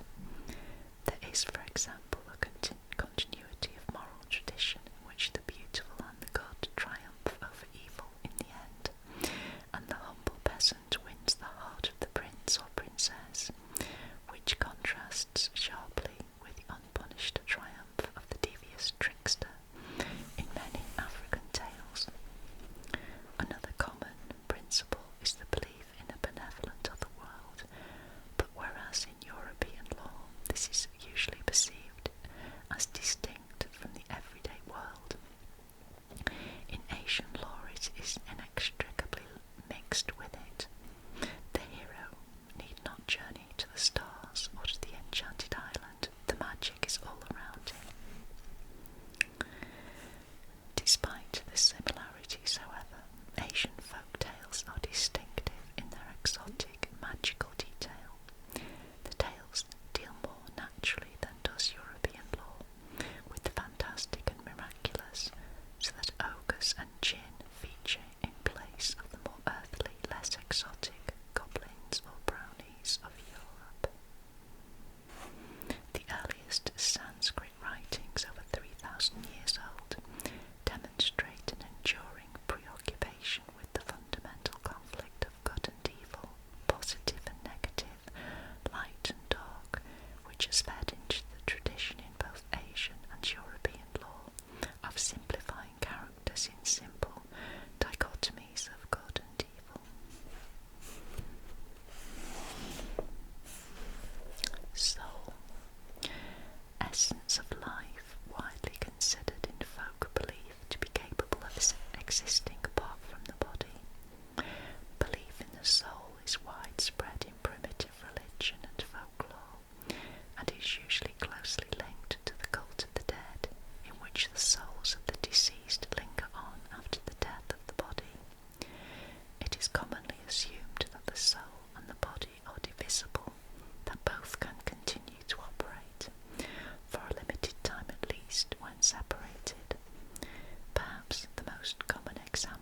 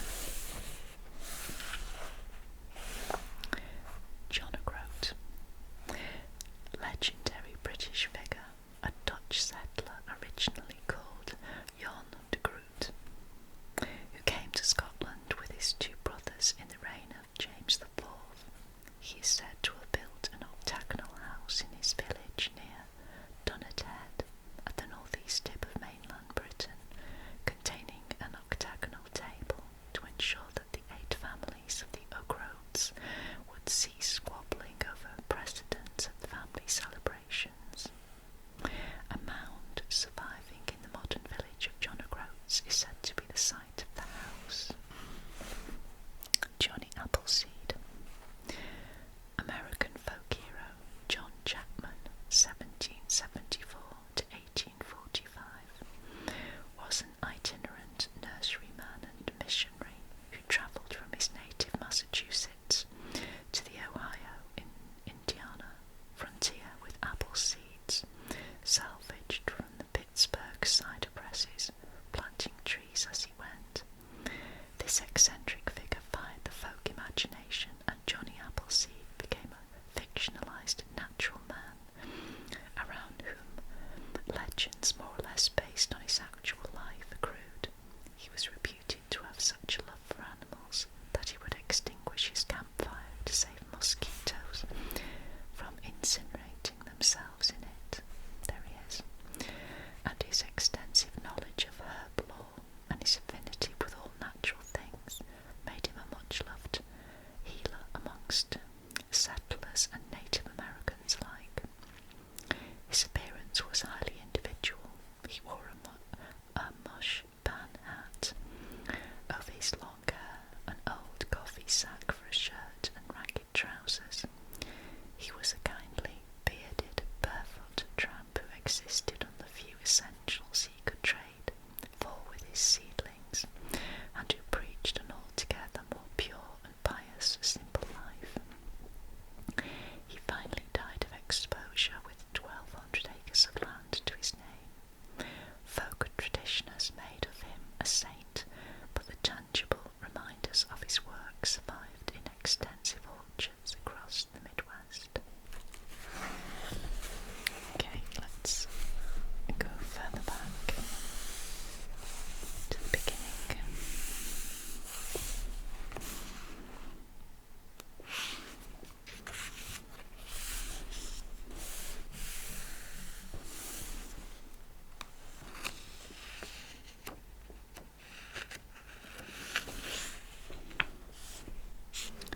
Charlemagne, 747 to 814.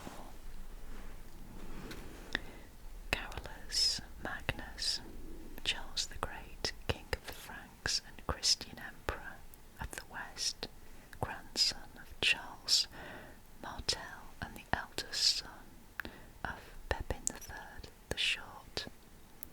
On Pepin's death in 768, the Frankish kingdom was divided between Charlemagne and his younger brother, Carloman.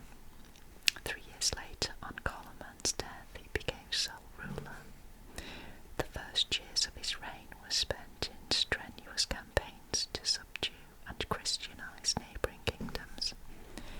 In 778, he led an expedition against the Moors in Spain, but withdrew the same year, when his presence was required elsewhere. The celebrated rearguard action at Roncesvalles, in which Roland, his chief paladin, said to have been overwhelmed, gave rise to the heroic literature of the Chanson de Roland. In 800, after numerous other campaigns, he swept into Italy to support Pope Leo III against the rebellious Romans, and on Christmas Day 800 in St. Peter's Church was crowned by the Pope, Emperor of the Romans, as Carolus Augustus. The remaining years of his reign were spent in consolidating his vast empire, which reached from the Ebro in northern Spain to the Elbe. He and his 12 followers, or paladins, are the central figures of most of the surviving chansons de geste. In Christian iconography, he appears in his armour beside the Emperor Constantine the Great, crowned with his orb and sceptre of kingship, or a miniature model of the cathedral La Chapelle, where his body is supposed to lie. Many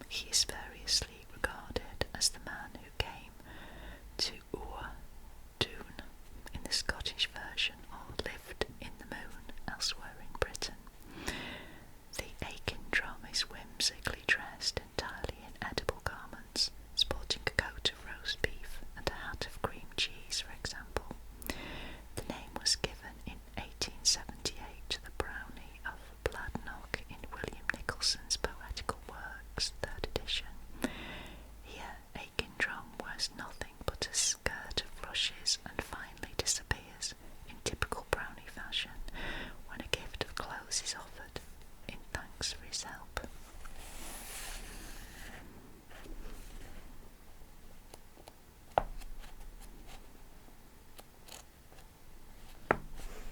Ahmed, Prince of the Arabian Nights, best known for his marvellous tent.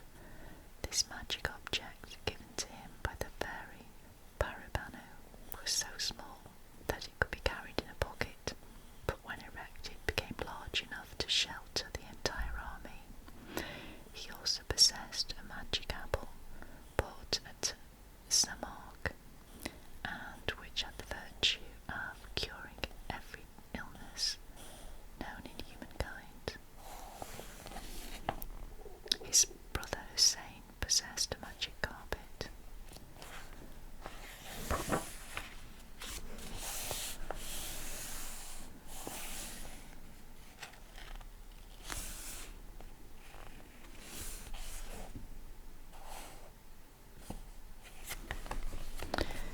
The Act of Truth, a motif of folk tales found especially in Asian law but common throughout the world. It denotes any supernatural event which occurs specifically to confirm or occasionally refute a character declaration. One of its most popular uses in it is in conjunction with the chastity test. For example, in the Indian tale of a white elephant belonging to the king which sickened and seemed about to die. The king was distraught until it was revealed to him that his elephant could be cured by the touch of a chaste woman.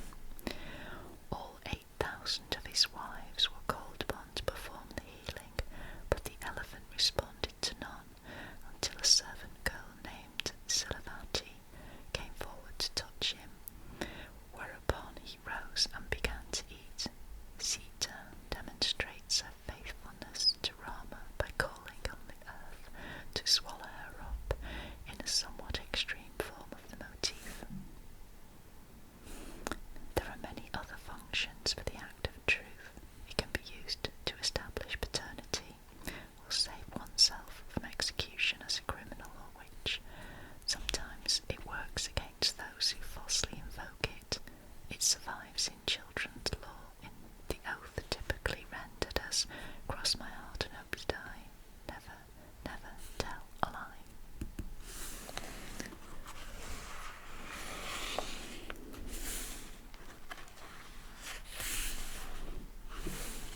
Christmas.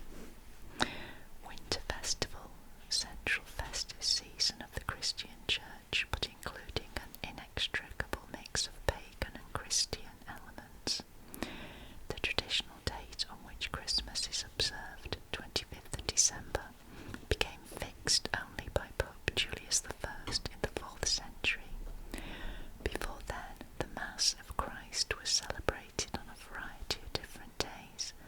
Old Christmas Day, before the calendar changes of 1752, was celebrated on the 6th of January. Modern Epiphany, and this is still observed as Christmas Day in Armenia and a few other areas. The dating of the festival by the early church probably had less to do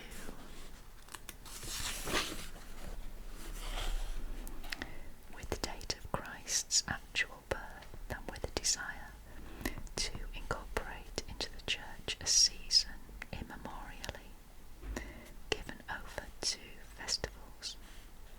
The wild celebrations of the Saturnalia in Rome began on the 17th of December and were observed throughout the empire. Usual conventions of rank and decorum were overturned. Houses were decorated with greenery and the city was hung with lights.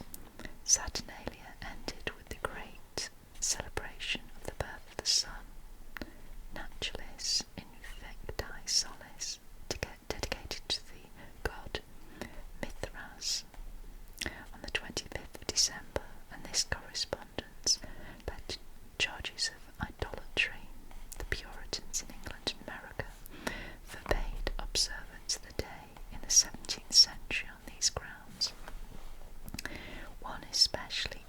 lasting survival from the Saturnalia in the medieval church was the selection of a boy bishop who was invested on St. Nicholas's Day, 6th of December, and who preached and performed all other episcopal duties except Mass until Holy Innocents' Day, 28th of December. This seems to have been derived from the role reversals of master and slave, so characteristic of the Saturnalia, but it has also been linked to St. Nicholas, said to have become bishop in Myra at an early age. Okay, that's quite a long one, so we'll look at something else. Hydra. Fabulous Greek monster, a water serpent with multiple heads, usually 9. I think this is it. Inhabiting the marshes of Lena near Argos, it was the offspring of Typhon and Echidna. The slaying of the Hydra was one of the 12 labours of Heracles, who discovered that 2 heads grew for every one that he severed. He finally defeated the monster with the aid of Iolaus, who applied burning torches to the necks as Heracles cut off the heads, thus allowing Heracles finally to sever the last immortal head. The blood of the monster used by Heracles to tip his arrows was a deadly poison. The Hydra is closely related to the many heroic tales of dragon slayers found throughout the world, demonstrating such motifs as the link with water, the many heads, the cunning required to kill the beast, and the assistance of the loyal companion.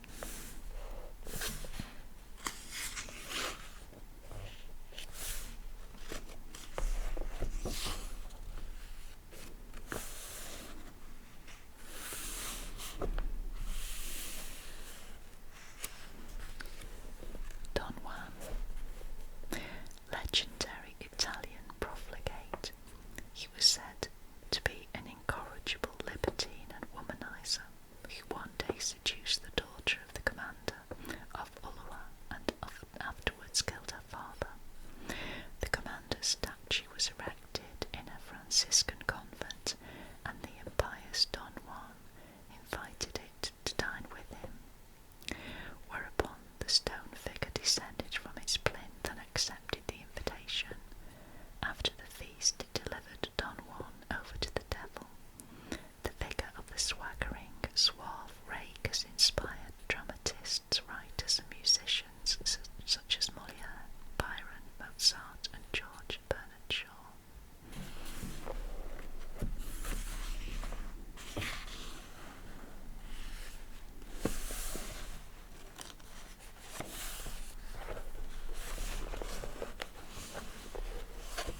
May Day, ancient European fertility ritual which has survived as a modern spring festival. The 1st of May is regarded as a holiday throughout Europe and North America, and it is traditionally celebrated with local celebrations. It seems clear that the festival began in pre-Christian times as part of the agricultural ritual celebrating the annual battle between winter and summer, and to ensure that summer would win and the sun return. In ancient Scandinavian, mock battles were staged to represent this fight. The spirit of vegetation was also believed to have been contained in the maypole, originally branches gathered on May morning and brought back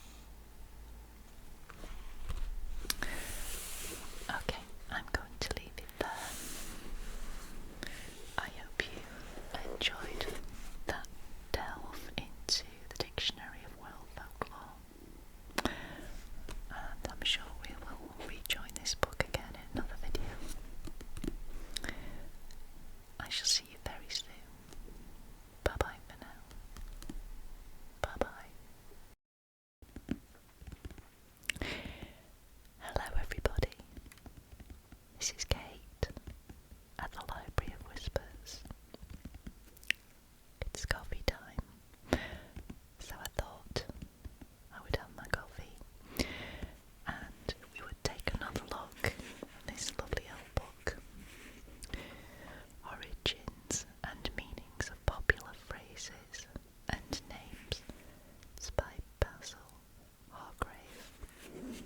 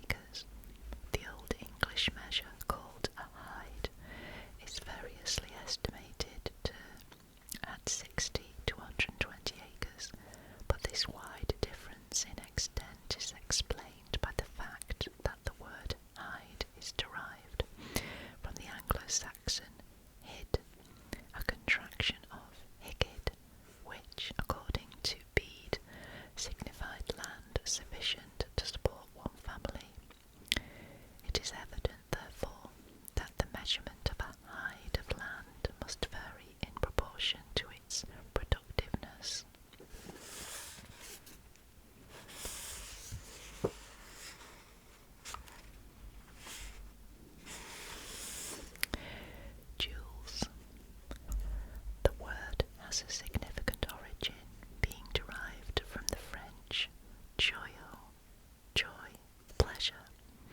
Personal ornaments appear to have been among the very first objects upon which the ingenuity of man was exercised, and jewels took an early place in this direction. A remarkable collection of Egyptian jewellery has been discovered in the coffin of Queen Ahotep, now preserved in the British Museum, and in these examples we find a perfect mastery of handicraft and material, complete in every respect, far surpassing the incongruous effects of the 18th and early 19th centuries of the Christian era.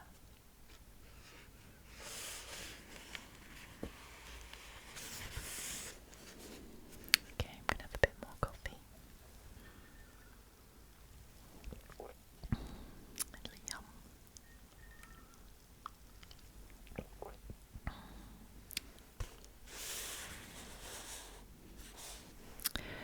Lute. Although the lute is a stringed instrument, the sweetness of its music depends upon the wood of which it is made. It is the little rift within the lute that by and by will make the music mute, and ever widening, slowly silence all. That's by Tennyson. A lute must be made of specially chosen wood, well seasoned, without a flaw, lest it develop the smallest crack, and the origin of the word indicates this, being derived from the Arabic al-ud, the wood.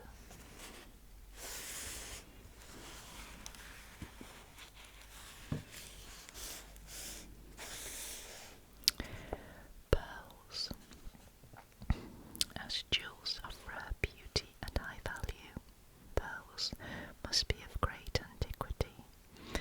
They are mentioned in the book of Job, which is 1518, one of the most ancient books of the Bible, and the pearl fisheries of the Persian Gulf have been celebrated since the time of Pliny. Our Lord's parable of the man who sold all that he had in order that he might possess himself of one pearl of great price. That's in Matthew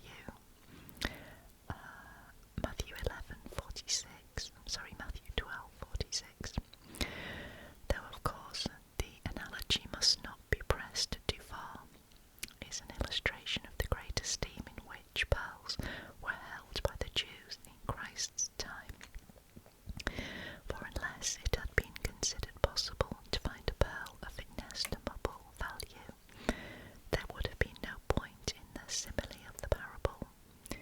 The value of a pearl depends upon its size, shape, colour, and freedom from defects. A pearl 5/8 of an inch in diameter was sold in 1860 for £2,000. Pearls are found as a morbid growth in many shells, but the best are from the oriental pearl mussel.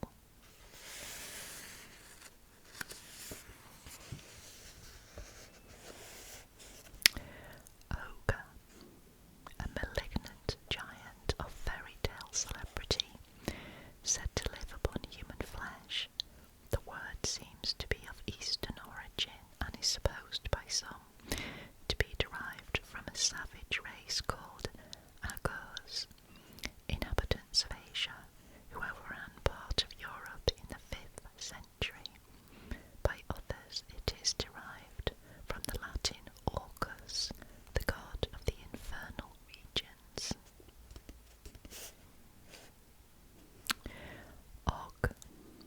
The frequent mention in the Bible of Og, the king of Bashan, shows how important a personage he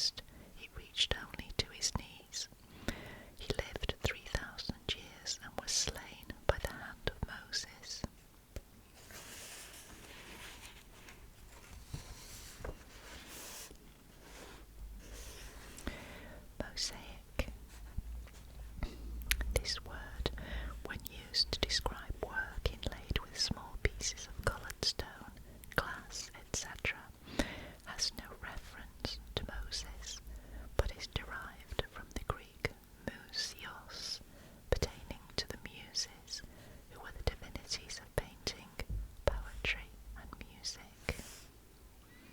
I didn't know that.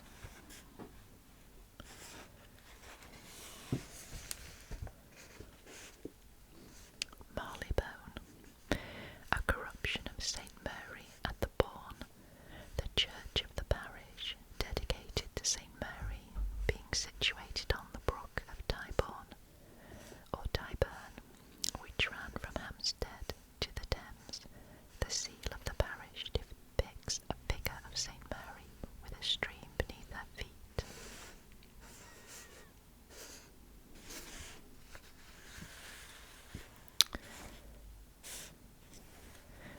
Plague. The word comes from the Latin plaga, a blow, a stroke, implying that a plague is a blow, divinely inflicted on account of sin, the malignant and contagious fever, which is believed to be almost identical with the worst kind of typhus, and which devastated London in the year 1665, was and still is known by the name of the plague. It is stated to have slain in London alone more than 68,000 persons, about 1/3 of the population.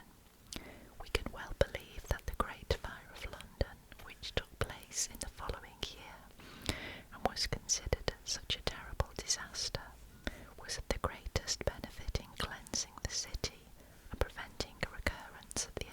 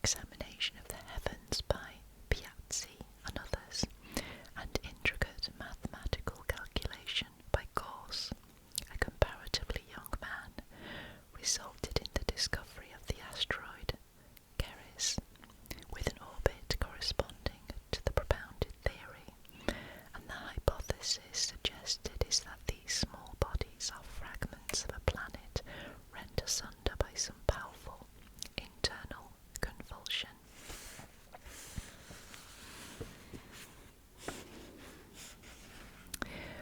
Vandals. The name comes from the Latin vandali, the literal meaning of which is wanderers, and is cognate with the English wander. The Vandals were a Teutonic race, originally inhabiting the southern shores of the Baltic, and they began to be troublesome to the Roman Empire about 160 AD. In the year 410 they mastered Spain, and before many years had elapsed they had crossed into Africa. Thence they spread into Italy, and in 455 plundered Rome, but thereafter their power declined.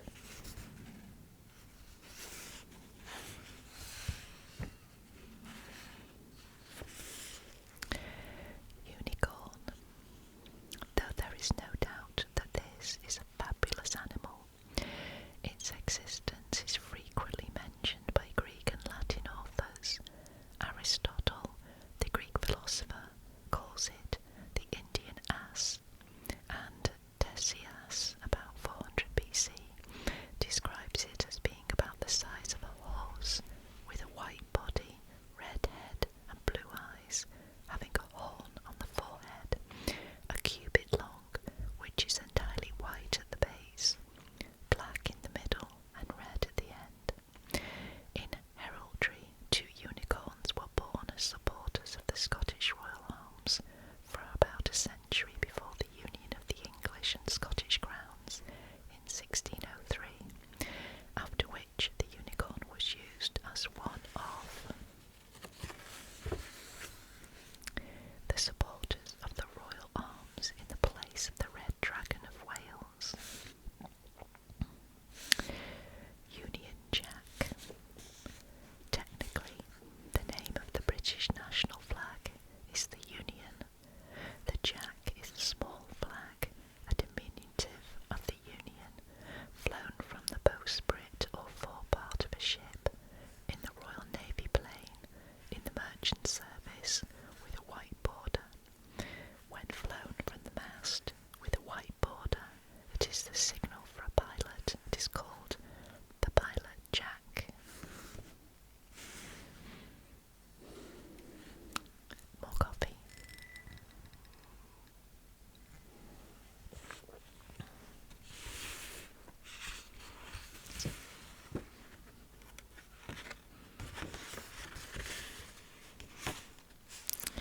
Let's see what word is right at the end. Zymotic. The word is formed from the Greek zoomotikos and means that which produces fermentation.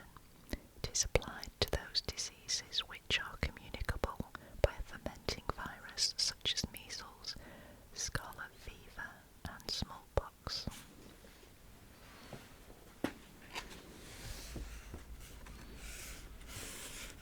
Wick. This is a suffix which is found in many place names of both Anglo-Saxon and Norse origin, but, as pointed out by Isaac Taylor, there is a difference in its application.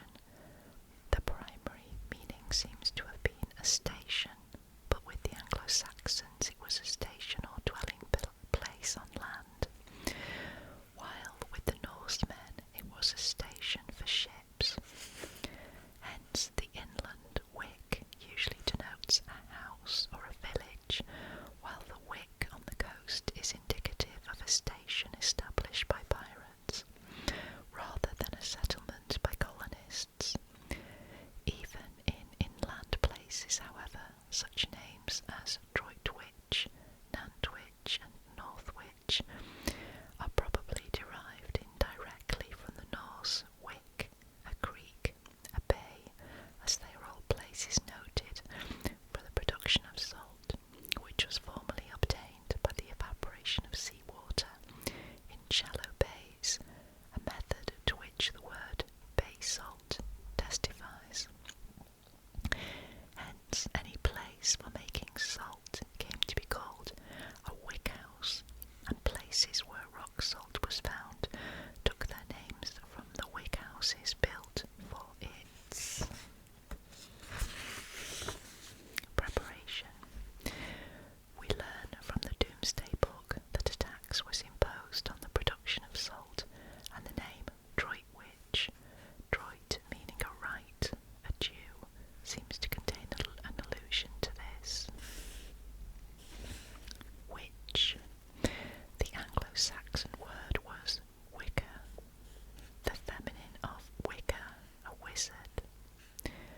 Wicca is a corruption of Witka and originally meant a seer, from witan, to see, to know.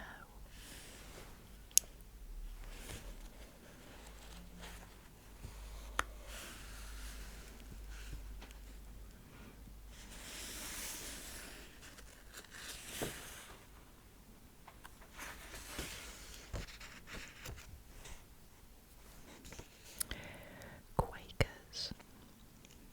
A nickname for the Society of Friends originally applied by Justice Bennett, a Derby magistrate, in derision of George Fox, the founder of the society, because he had admonished the magistrates to quake at the word of the Lord. George Fox, an illiterate man, but of considerable natural ability, was born at Drayton in Leicestershire in 1624. He was apprenticed to a shoemaker, but as the whole bent of his mind was towards religion, he soon began to preach, and by 1648 he had gained many adherents. He deemed it sinful to take oaths or pay tithes, and thus encountered vehement hostility from both civil and ecclesiastical authorities. But he unflinchingly promulgated his opinions, not only in England, but also on the continent and in America, until his death in 1691. After the Revolution of 1688, the sect were unmolested and were permitted to make affirmation instead of oath, and they have rendered valuable services in the cause of education and missionary enterprise. Their tenets may be summarised by saying that they believe all forms of worship, even the sacraments of baptism and the Lord's Supper, to be unnecessary, that the ministry should be unpaid, that war and the taking of oaths are sinful, and that the heathen names for the days of the week and the observance of times and compliments should be set aside. Their style of dress, with its plain shape and colour, which was once an enforced observance among Quakers, has been gradually discontinued.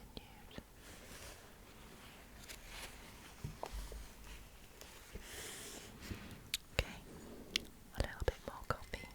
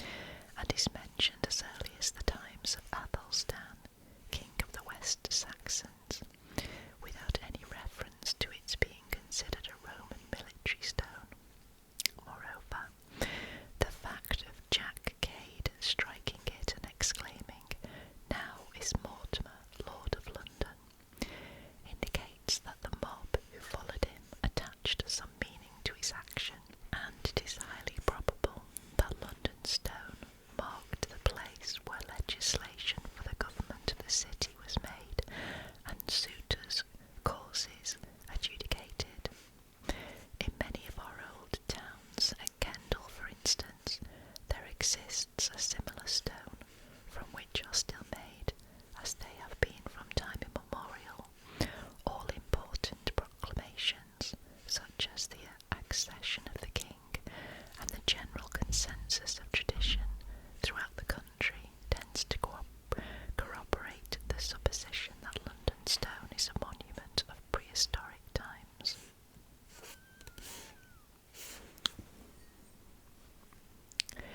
More coffee. Nearly at the end of my coffee now.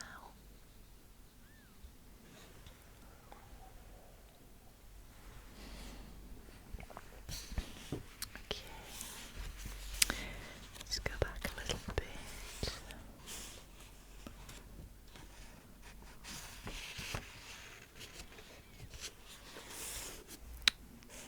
Okay, Iliad. The word is derived from the Greek Ilios, the city of Ilus or Troy, named after Ilos, the grandfather of Priam and son of Tros. The Iliad is a grand epic poem in the Greek language, consisting of 24 books and ascribed to Homer, of whose parentage and life, however, nothing is known. Briefly stated, the argument of the poem is that Paris, a son of Priam, king of Troy, is received as an honoured guest by Menelaus, king of Sparta, and elopes with Helen, his host's wife. To avenge such perfidy, the Greeks lay siege to Troy, which, after 7 years, is taken and burnt to the ground. The authorship of the poem has been and is likely to remain much in dispute, some contending that it is a collection of ballads united into a continuous whole by some person after Homer's time, and it is suggested that Pisistratus, the tyrant of Athens, arranged them in the present form.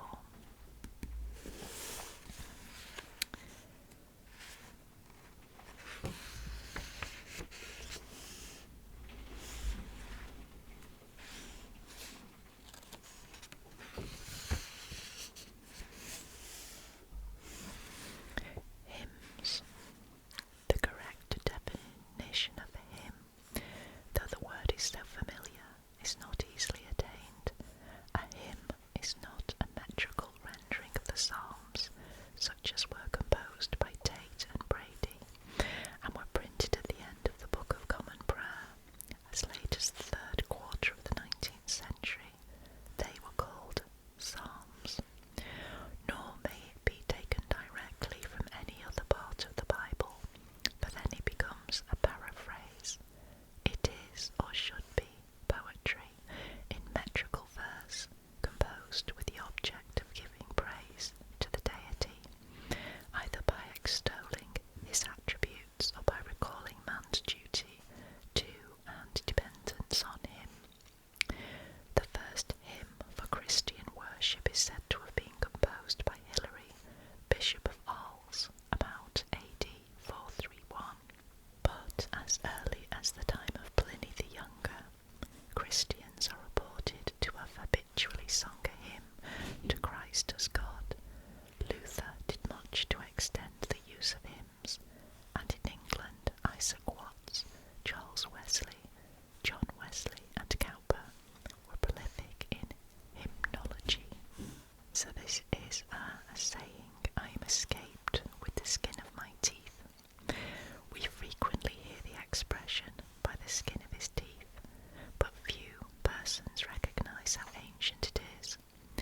It appears in that epic poem called Job, which is Job 19:20, one of the books of the Old Testament, perhaps the oldest of the books comprised in the Bible.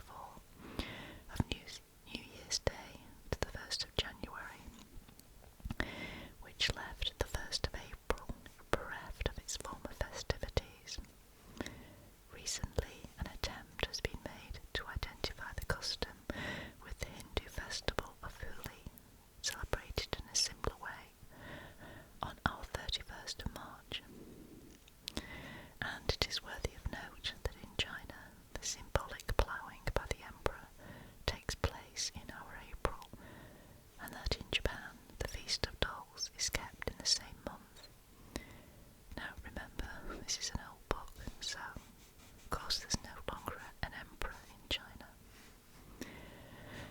The derivation of the word April is generally regarded as a contraction of the Latin apparelis from apparere, to open, but it has been pointed out that April was not always a spring month. Another etymology connects it with the Greek aphros, foam, from which Venus, to whom the month was sacred, was said to have sprung. Okay, I'm going to have a bit more coffee.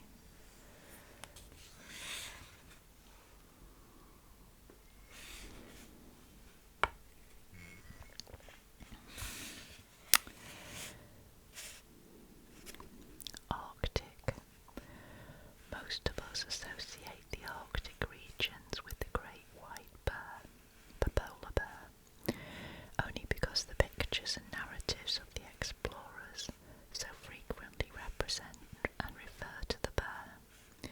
Yet the Arctic region means the region of the bear, so named from the Greek Arctos, a bear, after the constellation of the Great Bear, which, as it swings round the pole star, revolves above the northern cap of the world.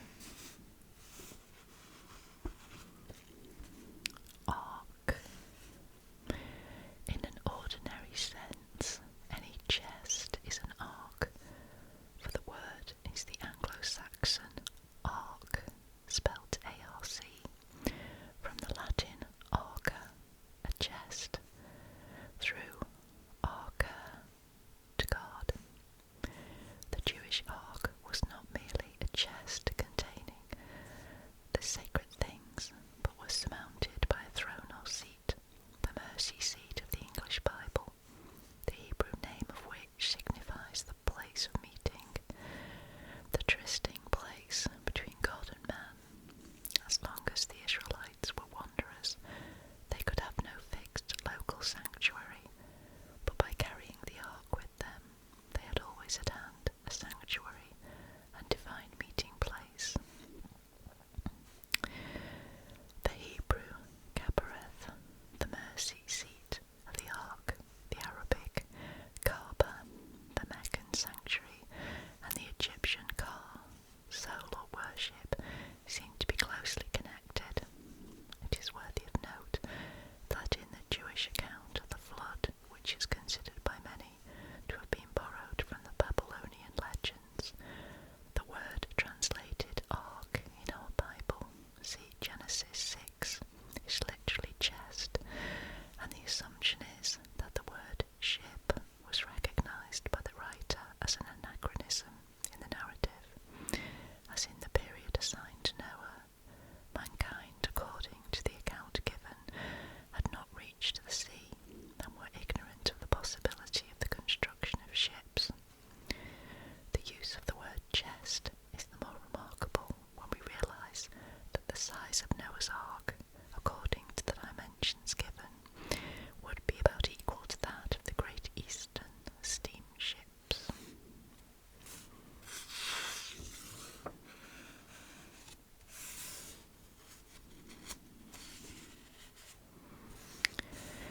At sixes and sevens, the phrase is certainly an old one, and in its present significance of being at cross purposes or in confusion has been used for at least 300 years. Shakespeare, Richard II, makes the Duke of York say that everything is left at 6 and 7, and Bacon also uses the phrase, but the origin of the expression has not been satisfactorily traced. In notes and queries it has been connected with the unlucky number of 13, and by Naris with the fall of the dice.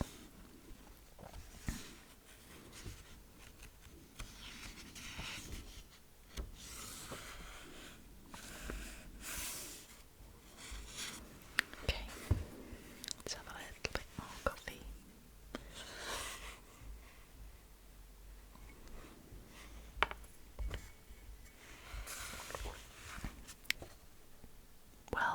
those eagle-eyed amongst you may notice that this is now another day, another coffee,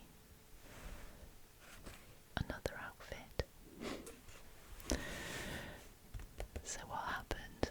Well, I had to break off from recording the first part of the video because my neighbour got very, very noisy outside with a big drill. So let's continue on this quieter but more stormy day. Babylon.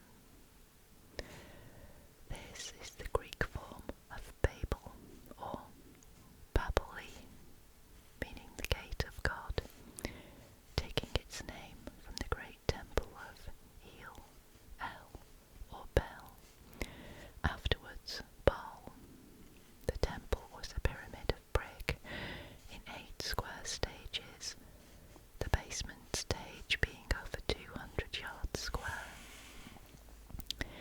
A winding stair led to the summit, where stood the shrine with its golden image of Bel, 40 feet high, and we know now that the oldest Babylonian sign for a temple is a square with a dot in the middle of it to represent the apex of the pyramid. The native version of the story of the Tower of Babel has recently been discovered among the cuneiform tablets in the British Museum. It is certainly older than 2000 BC and is fuller and more complete than the account in the Bible. The tower has been identified with the ruined remains of Borsippa, a suburb of Babylon, and was a pyramid in 7 stages, one for each of the 7 planets.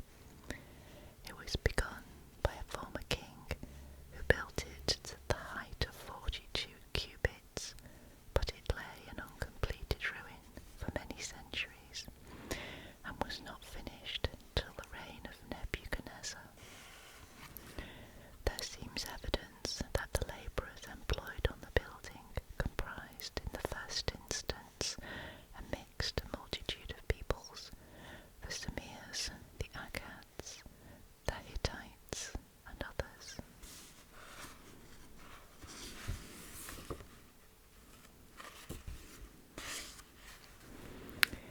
Which would naturally cause much confusion of tongues and may have resulted in the abandonment of the work.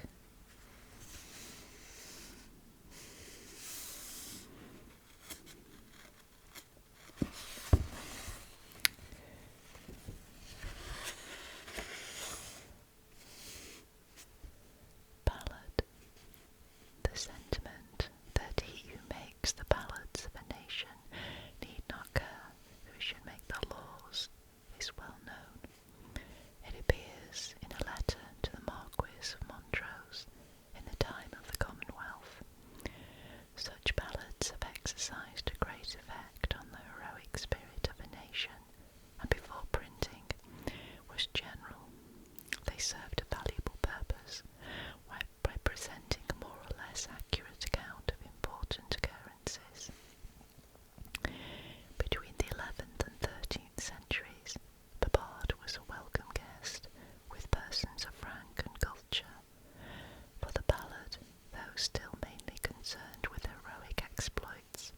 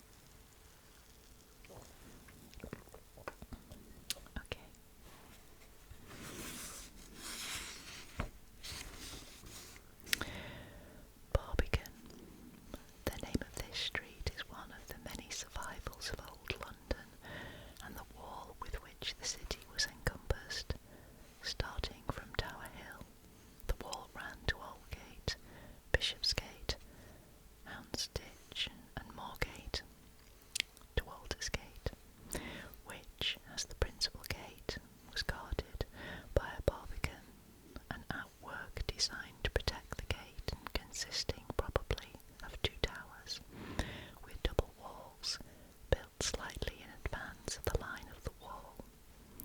The word barbican seems to be of Arabic origin, from Bab Kana, the usual name in the East for a towered gateway.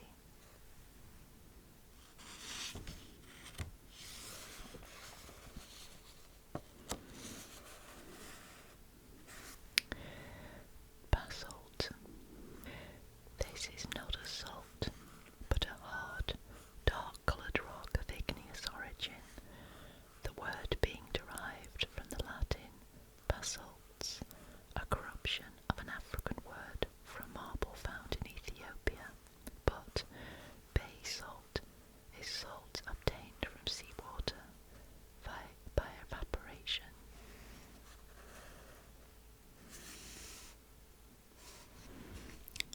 Beacon.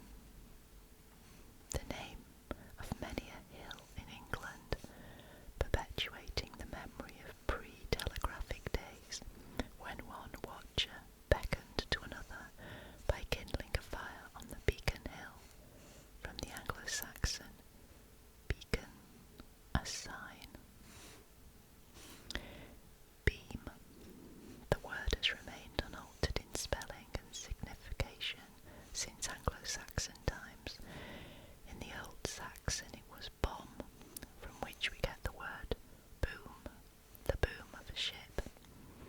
We speak of a ship being broad in the beam when referring to its width, the term being derived from the great central cross timbers which stretch across the ship and prevent the sides from falling together, and a vessel is on her beam ends when thrown over so far on her sides that her beams, instead of lying horizontally, are more or less in an upright position. In the phrase "to kick the beam," meaning to be surpassed or outweighed, the analogy is taken from a pair of scales suspended from a crossbar or beam. A weight in one of the scales, with nothing to counterpoise it, would throw the other up to the beam. The essential characteristics of a beam are its length and strength, and probably it is the recognition of these qualities that has gained us the expression of a beam of light, a sunbeam.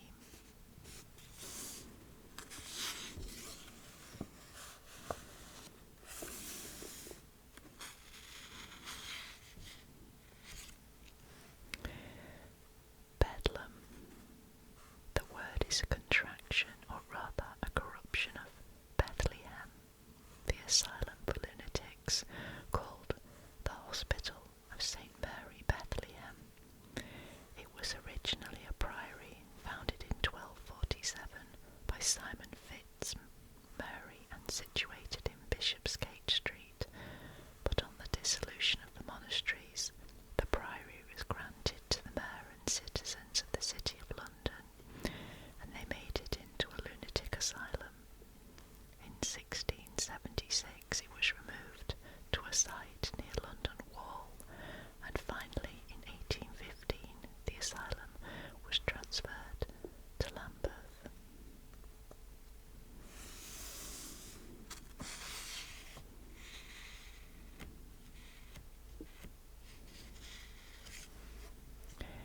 Bible. The word means books, from the ecclesiastical Greek and Latin biblia, a diminutive of biblos, signifying the inner bark of the papyrus.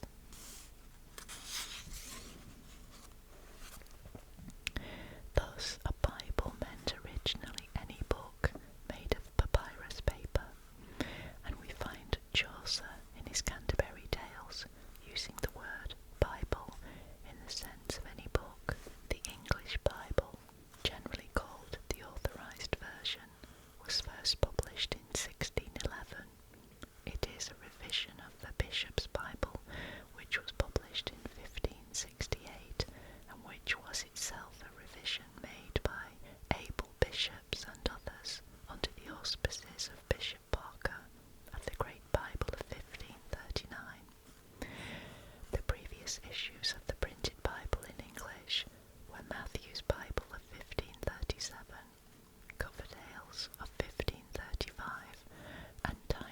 those of 1526 to 1530.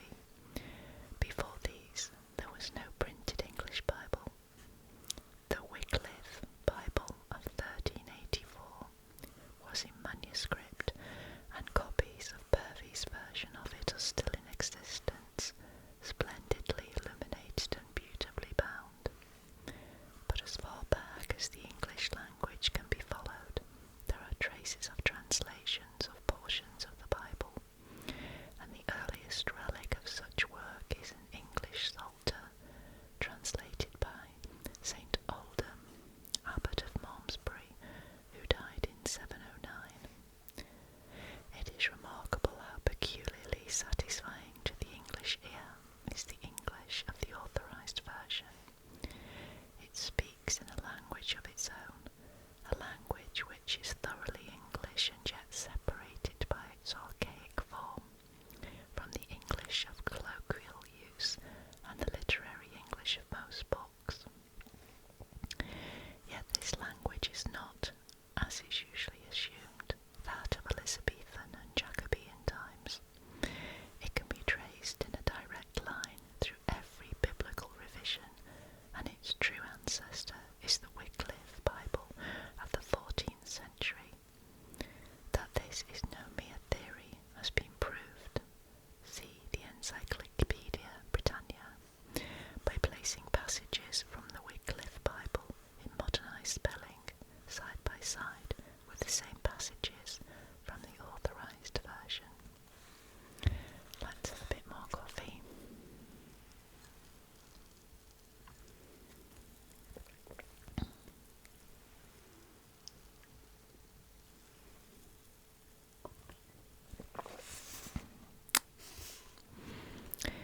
Bidding prayer. The meaning of the word bidding in this expression has become confused. There are really two verbs, to bid, one signifying to pray, to beseech, the other to command, to order. The first is derived from the Anglo-Saxon bidden, Old Saxon bidian, German bitten. The second from the Anglo-Saxon beoden, Icelandic bjoda. In pre-Reformation times, the bidding prayer meant a praying prayer, the priest reading out at Mass a list of subjects for which the prayers of the faithful were requested, and which they should remember when bidding their beads, i.e. saying, praying their prayers. In the course of time, the meaning of the word bid as pray was merged into bid as command, and thus the bidding prayer became an exhortation to prayer, as now used. Before the sermon of visitations, assizes, and ordinations,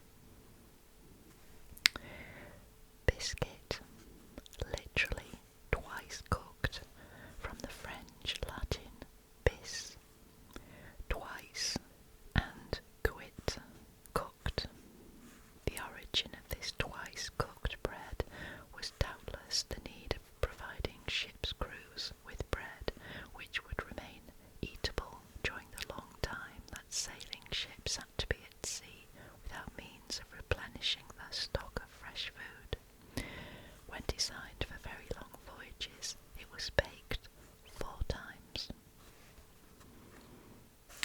So that's very interesting because the biscuit that we know in the UK, which is usually a flat, very hard, crispy kind of like a cookie, is very different in the US, which is more of a bready, thick, savoury thing, which I think you often have with gravy. So the two things are very different.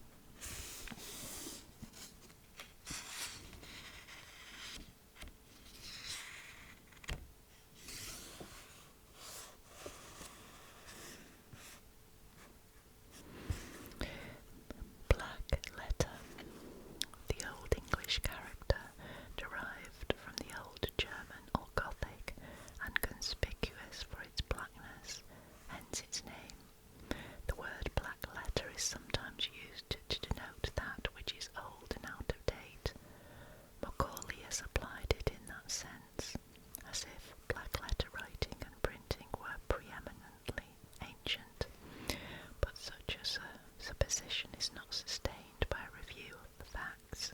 It is true that the Gothic type is a copy of the Gothic writing prevalent in Europe in the second half of the 12th century, and that it was used in the earliest printed books, as shown in the British Museum copy of the Speculum Humanae Salvationis, presumably printed about 1445. But the Roman type, the characters now in ordinary use, appeared in printing as early as 1464, and the British Museum has a copy of a book printed in that type, another copy of which was bought by the Basel Library in that year.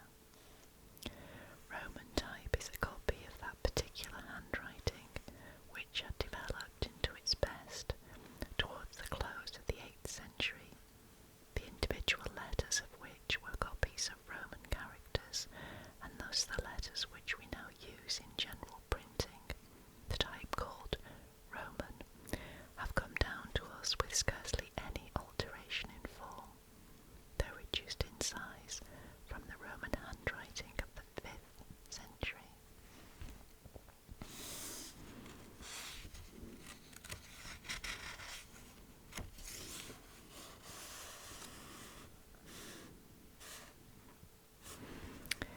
Boatswain. Taught by the poets, we generally associate something pastoral and idyllic with the word swain. Those overquoted lines beginning, "My name is Norval," go on to describe the frugal swain, whose constant cares were to increase his flocks and keep his only son at home. But the burly seaman whom we picture as the boatswain, hard of feature and bronzed with ocean's sun and wind, whose office it is to call the crew to their duty with his silver whistle, does not seem appropriate as a swain. Yet that is just what he is, the swain of a boat, for swain is but the Anglo-Saxon swan, a servant, a lad, the word probably coming from the same root as son.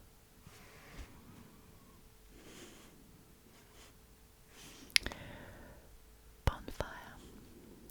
If the opinion of so high an authority as Skeet be accepted, the etymology of this word is more nearly connected with Protestantism than is generally admitted. He considers that it is formed from the English bone and fire, and that it originally had reference to the burning of ecclesiastical relics in the time of Henry VIII.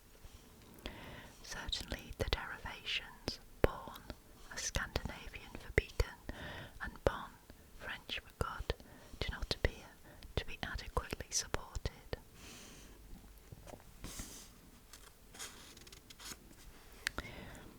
Book. The word is derived from the Anglo-Saxon bock, a beech tree, the smooth, silvery bark of which was a natural roll of parchment, easy to write upon. Afterwards, thin pieces of beech,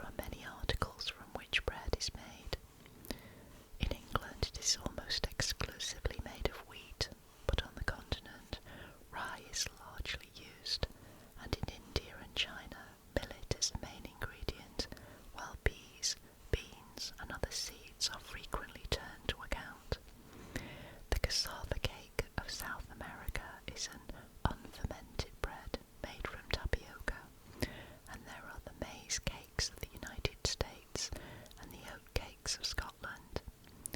The making of bread into loaves instead of flat cakes seems to have come to Europe comparatively recently. Even in the beginning of the 19th century, loaf bread was almost unknown in many parts of the continent, and it is reported that in 1812, when an English captain had ordered loaves to the value of £1 in Gothenburg, the baker stipulated for payment in advance on the ground that he would be unable to sell the loaves in the city if they were left on his hands.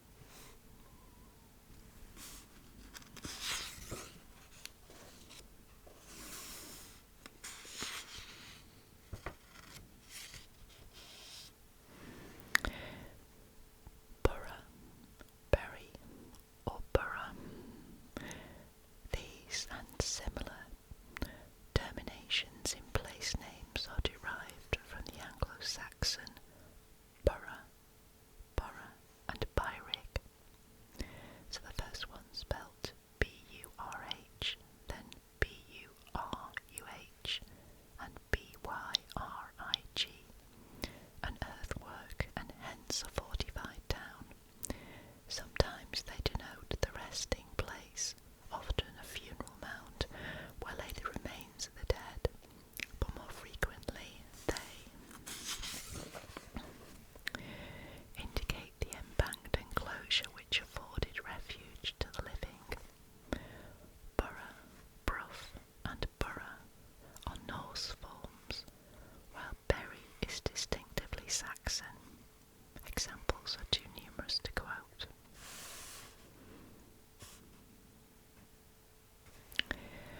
By, a place name suffix common to both Norwegian and Danish settlements in England, and within a certain region, very numerous.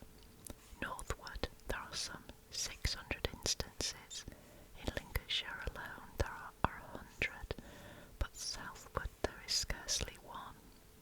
The Scandinavian by means an abode or a single farm, and hence it came to denote a village.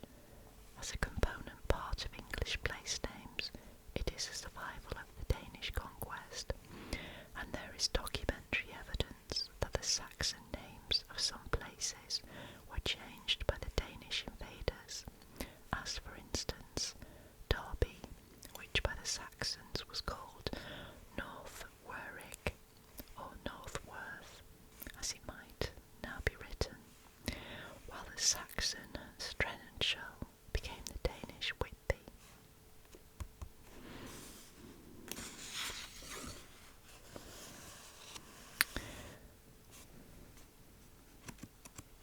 Okay, we're on the seas now.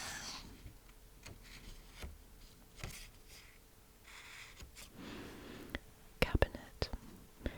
Using the word in its political sense, the cabinet is one of the many excellent anomalies of the English constitution, and few things in our history are more curious than its origin and growth. From the earliest times, the king was assisted in his government by a privy council, whose advice was sought, and more or less acted upon in the gravest and most delicate affairs of state.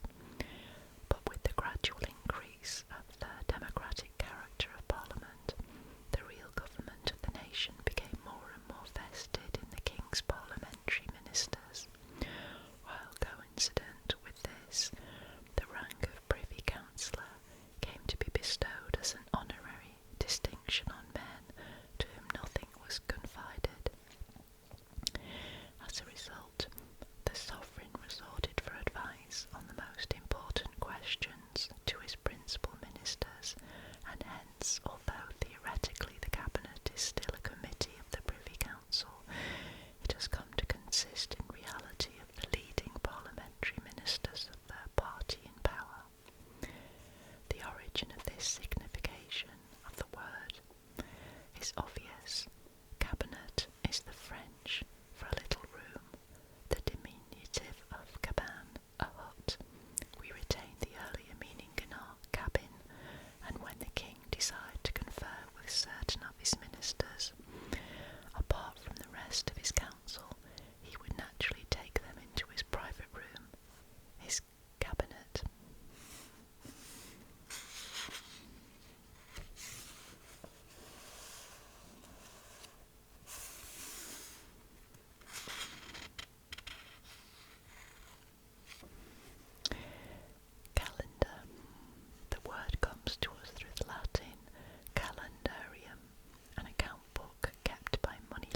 others to show the interest which fell due to them from month to month. On the calends, the first day of each month, the calends gained their name from the Latin calere, to call, because the beginning of the month was proclaimed, and in numbering the day of the month, the Romans counted backwards, such and such a day in June, for instance, being reckoned as so many days before the calends of July.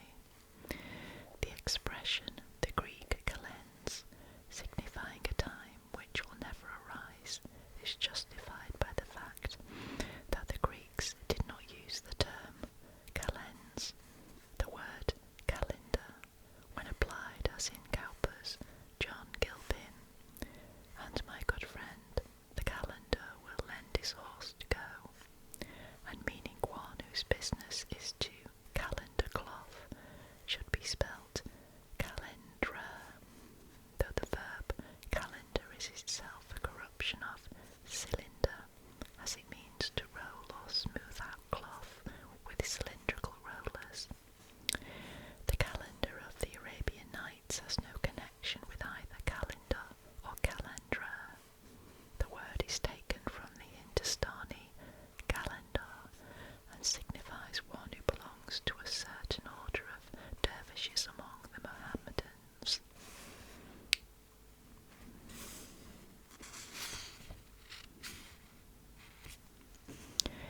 Calm, to possess peace and serenity of mind, is an inestimable boon, and must tend to health and longevity in these days of stress and struggle, if not to worldly success. But how to obtain a calm frame of mind, 'tis not easy to determine, and it may seem preposterous to look to the derivation of a word for any indication of the point, yet it is worthy of note that the derivation of the word calm, which is the Provençal "chorm," a resting time for flocks, from the Low Latin calma, the heat of the sun,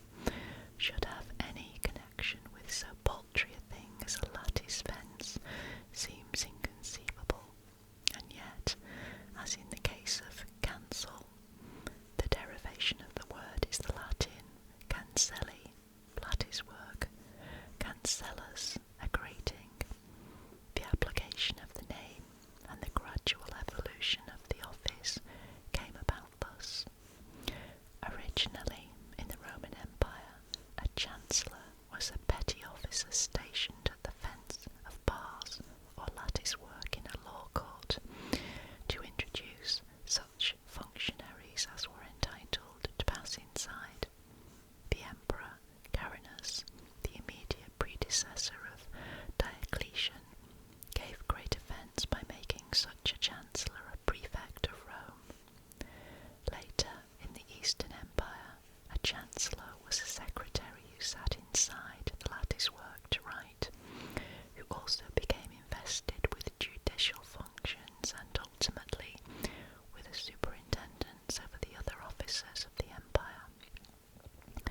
From this high dignity to that of a modern English Lord Chancellor, the transition is easy, but it is curious that throughout this process of evolution, the appellation gained from the fact that the original station of office was contiguous to the lattice bars of the court should have persisted to the present day. Chapel. The word denotes a place of worship, subordinate to or lesser than a regular church, or one which is attached to a palace or private dwelling. Probably, however, its most frequent present use is to indicate a place of worship for dissenters, and in this connection it is interesting to note that the word at one time meant a sanctuary containing relics, for its derivation is the Latin capella. The diminutive of cappa, a cloak or cope, and Literae's account is that a small cope, Latin capella, was kept in the palaces of kings on which to administer oaths, that the name capella was transferred to the sanctuary where the capella was kept, and hence to any sanctuary containing relics. Skeat confirms this and states that the capella was originally a sanctuary in which the cope of St. Martin was preserved, and that the word capella thus came to signify any sanctuary, while our chapel is the descendant of the Low Latin capella through the Old French capelle and the modern French chapelle. A little bit more coffee.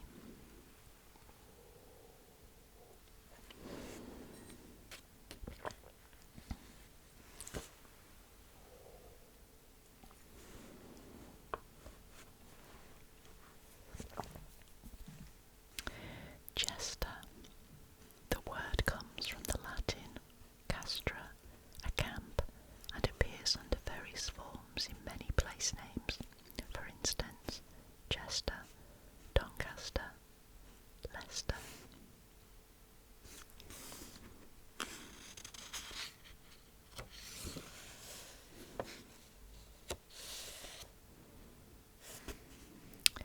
Christmas.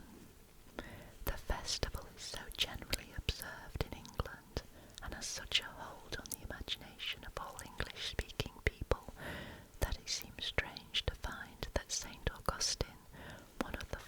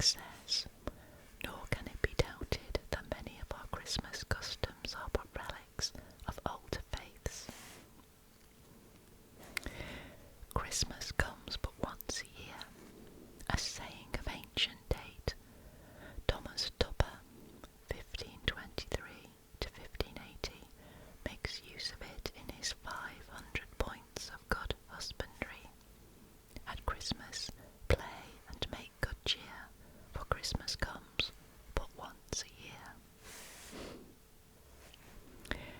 Cider. If the derivation of its name be any guide to the quality of an article, cider should be denounced and eschewed by total abstainers.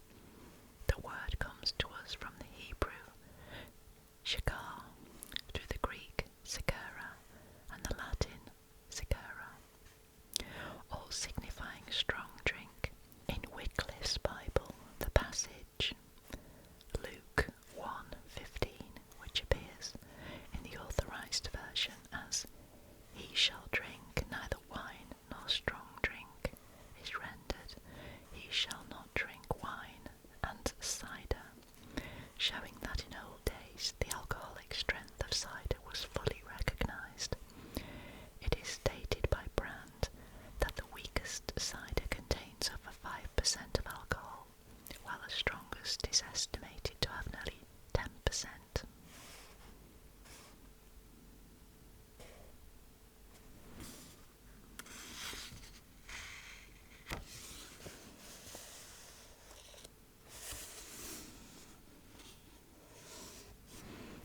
Clever. The doubtful etymology of this word makes it interesting. Wedgwood suggests that the notion of seizing was its derivation, and maintains that the Old English words cliver, a claw, a clutch, and the verb clever, to climb, to scramble, were the origin of the adjective clever in the sense of snatching up, grasping, attaining, a sense of which is certainly appropriate to the present signification of the word. Skeet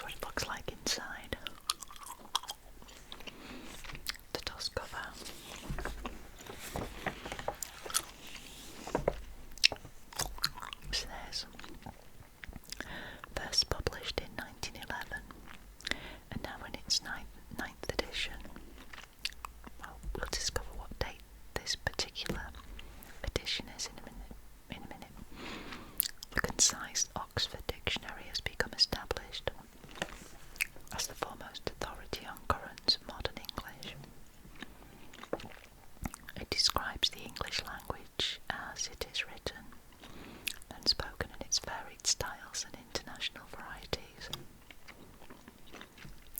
This new edition draws on the unparalleled language research continuously undertaken by Oxford University Press, led by the ongoing work on the great 20-volume Oxford English Dictionary and Oxford's unique collection of electronic data.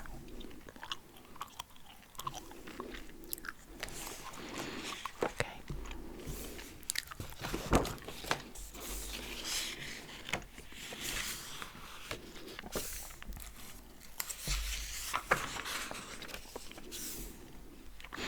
Okay, this is the 1995 edition.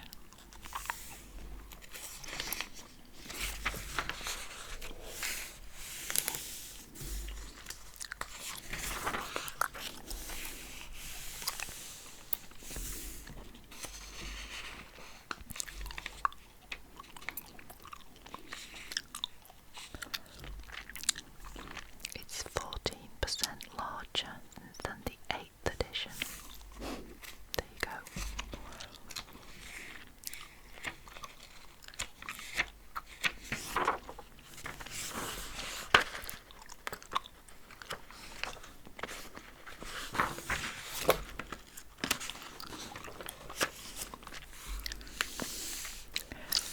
Okay, let's have a read of this. This sounds like it might be interesting actually. I've got my pointer, so later on when we actually look at some of the words I'll use the pointer. English over 15 centuries. 15 centuries of English cannot easily be summarised, but this brief account may afford some perspective to the information given in the dictionary and help to make more sense of the strange and often unpredictable ways in which words seem to behave. Origins.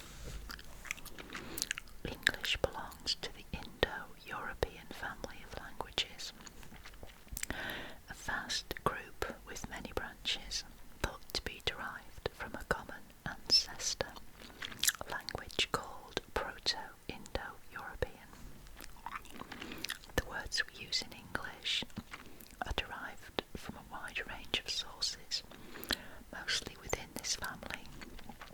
The earliest sources are Germanic, Norse and Romanic. More recently, with the growth and decline of the British Empire and the rapid development of communications, they have been worldwide. It is difficult to be sure exactly what we mean by an English word.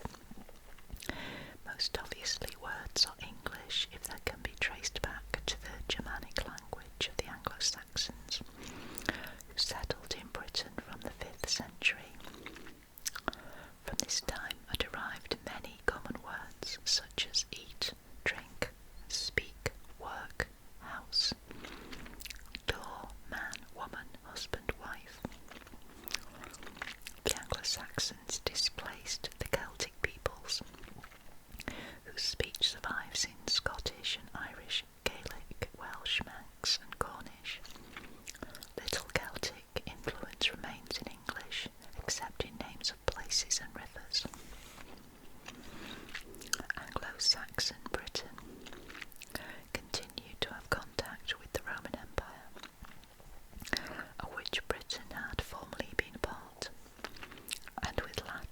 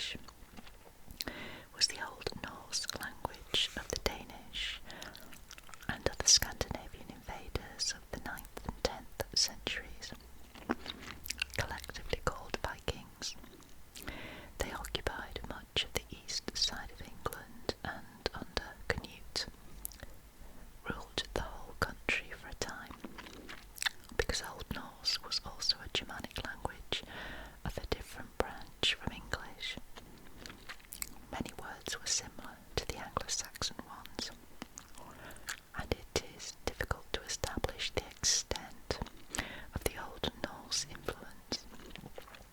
However, a number of Norse words are identifiable and are still in use, such as call, take and law, names of parts of the body such as leg, and other basic words such as egg, root and window. Many more Norse words are preserved in some dialects of the east side of England, and especially in place names. In the Saxon kingdom of Wessex, King Alfred, 871–99, and his successors did much to keep English alive by using it, rather than Latin, as the language of education and learning. By the 10th century, there was a considerable amount of English prose and verse literature. Saxon and Danish kingdoms existed side by side for several generations, and there was much linguistic interaction. One very important effect on English was the gradual disappearance of many word endings or inflections, leading to a simpler grammar.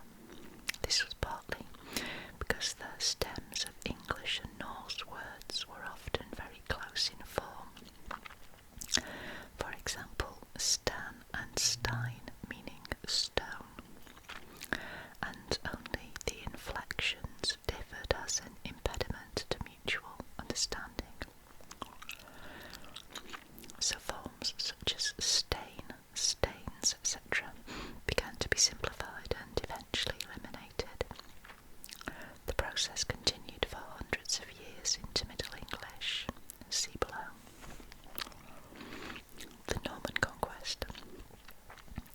In 1066, William of Normandy was crowned King of England.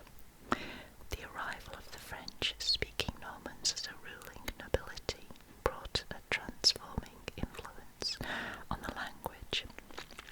French, as one of the Romance languages, has its roots in the spoken or vulgar Latin that continued in use until about AD 600.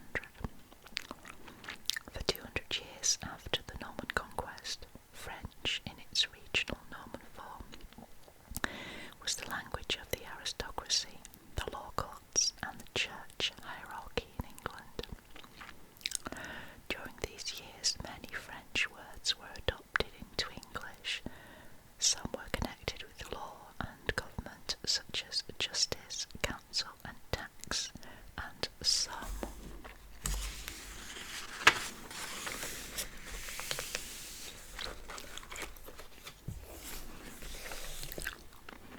were abstract terms such as liberty, charity, and conflict. The Normans also had an important effect on the spelling of English words. The combination of letters, W for example, was standardised in the Norman manner to QU, so that Quen became queen and quick became quick, later quick with a K on the end. The mixture of conquering peoples and their languages, Germanic, Scandinavian and Romance, has had a decisive effect on the forms of words in modern English. The three elements make up the basic stock of English vocabulary, and different practices of putting sounds into writing are reflected in each. The different grammatical characteristics of each element can be seen in the structure and endings of many words.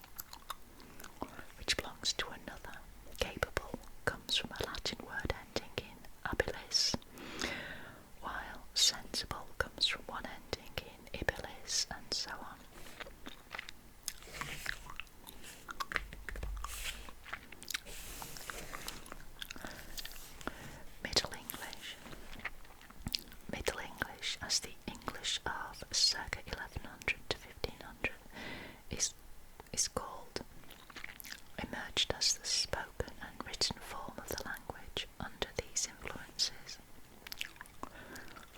By the reign of Henry II, 1154 to 89, many of the aristocracy spoke English and the use of French diminished, especially after King John, 1109 to 1216, lost possession of Normandy in 1204. Many Anglo-Saxon words had disappeared altogether. For example, Niman was replaced by the Old Norse Scandinavian taka, meaning take, and the Old English siege was replaced by a word derived from Old French meaning victory.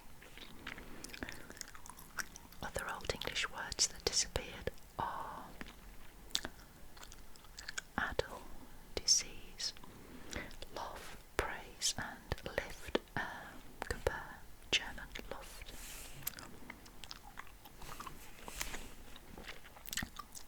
Hundreds of the Romance words were short, simple words that would now be distinguished with difficulty from the Old English words if their origin were not known. For example, bar, cry, fool, mean, pity, stuff, touch, and tender. Sometimes new and old words continued in use side by side, in some cases on a roughly equal footing, and in others with a distinction in meaning, as with doom and judgment and stench and smell. This has produced pairs of words which are both in use today, such as shut and close and buy and purchase, in which the second word of each pair is Romance in origin and often more formal in connotation. This mixture of types of words is a feature especially of modern English. For many meanings we now have a choice of less formal or more formal words, the more formal ones in some cases being used only in very specific circumstances. For example, the word vendor is used instead of seller only in the context of buying or selling property. Many technical words derived from or ultimately from Latin, such as, can't see that, estop and assumption, survive only in legal contexts, to the great confusion of the layman.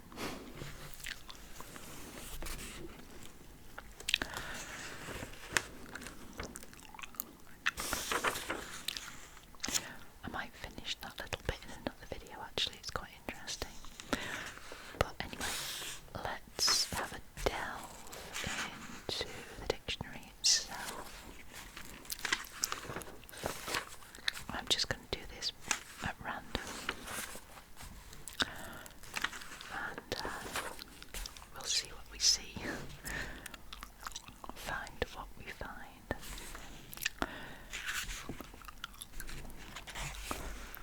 Okay, let's start on this page. Okay, let's start with besiege. Lay siege to, crowd round, oppressively or harass with requests.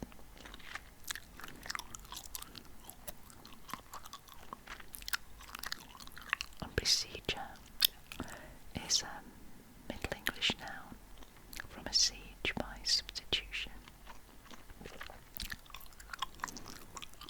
Old French, a sieger from Romanic. Besotted, infatuated, foolish, confused, intoxicated, stupefied.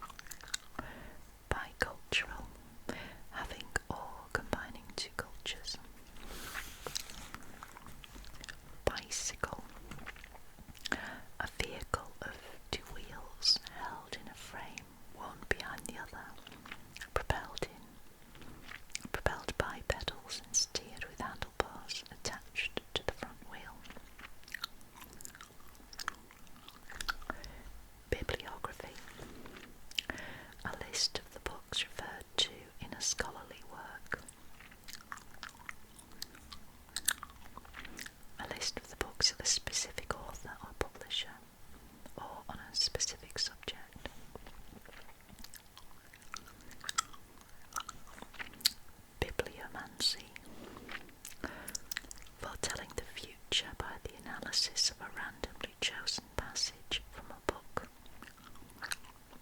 especially the Bible.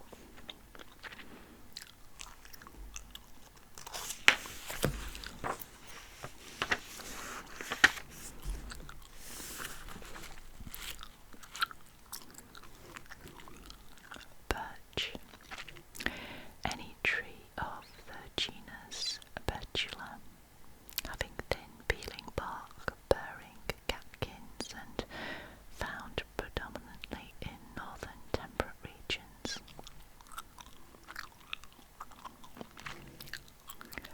Bird bath. A basin in a garden, etc., with water for birds to bathe. Bird brain. A stupid or flighty person.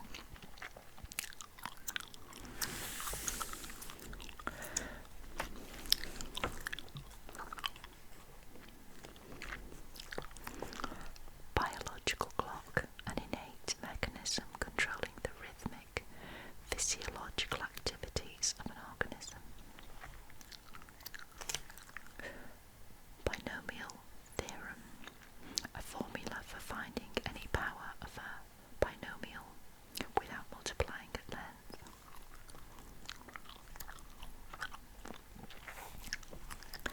Binnacle, a built-in housing for a ship's compass.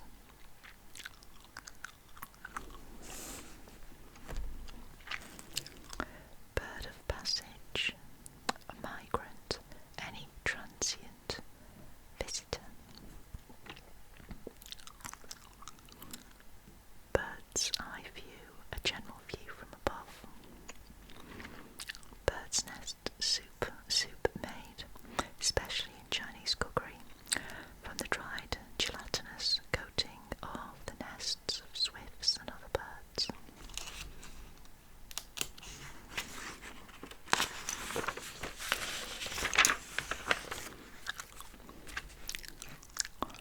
Blackthorn winter, a spell of cold weather at the time, in early spring when the blackthorn feather flowers.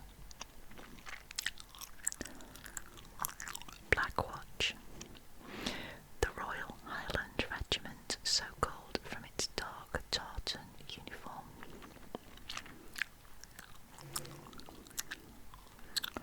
Bladderwort, an aquatic plant of the genus Utricularia, with leaves having small bladders for trapping and digesting insects.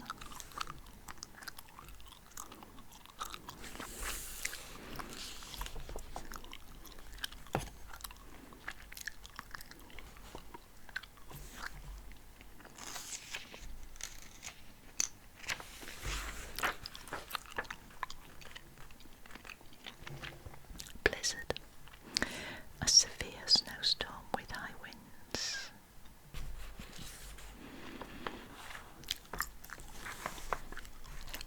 Blimp, a proponent of reactionary establishment opinions. A small non-rigid airship, a barrage balloon. Soundproof cover for a cine camera.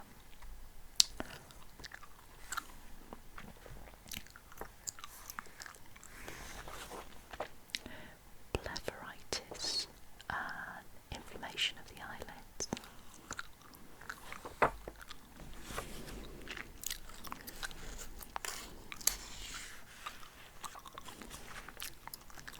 Bloomsbury,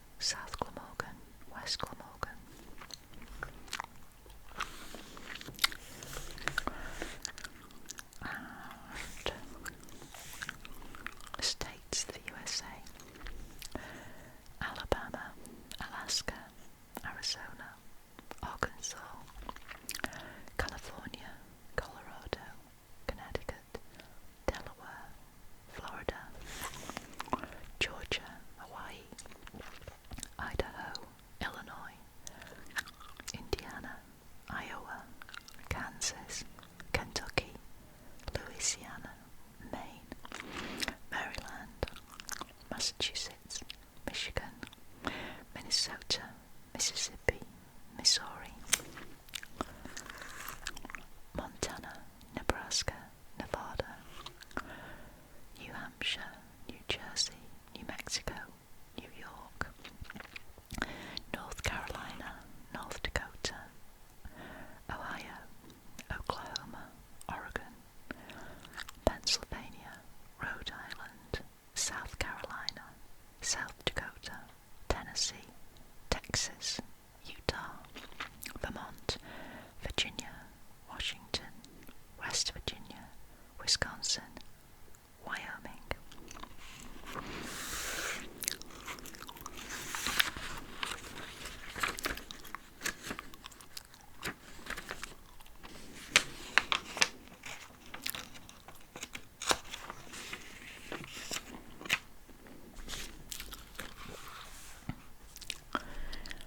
Countries in the Commonwealth: Antigua and Barbuda, Australia, Bahamas, Bangladesh, Barbados, Belize, Botswana, Brunei, Canada, Cyprus, Dominica, the Gambia, Ghana, Grenada, Guyana, India, Jamaica, Kenya, Kiribati, Lesotho, Malawi, Malaysia, Maldives, Malta, Mauritius, Nauru, New Zealand, Nigeria, Pakistan, Papua New Guinea, St. Kitts and Nevis, St. Lucia, St. Vincent and the Grenadines, the Seychelles, Sierra Leone, Singapore, Solomon Islands, South Africa, Sri Lanka, Swaziland, Tanzania, Tonga, Trinidad and Tobago, Tuvalu, Uganda, United Kingdom, Vanuatu, Western Samoa, Zambia and Zimbabwe, Canada, Alberta, British Columbia, Manitoba, New Brunswick, Newfoundland and Labrador, Nova Scotia, Ontario, Prince Edward Island, Quebec, Saskatchewan, Northwest Territories and the Yukon Territory, Australia, New South Wales, Northern Territory, Queensland, South Australia, Tasmania, Victoria, Western Australia, Australian Capital Territory,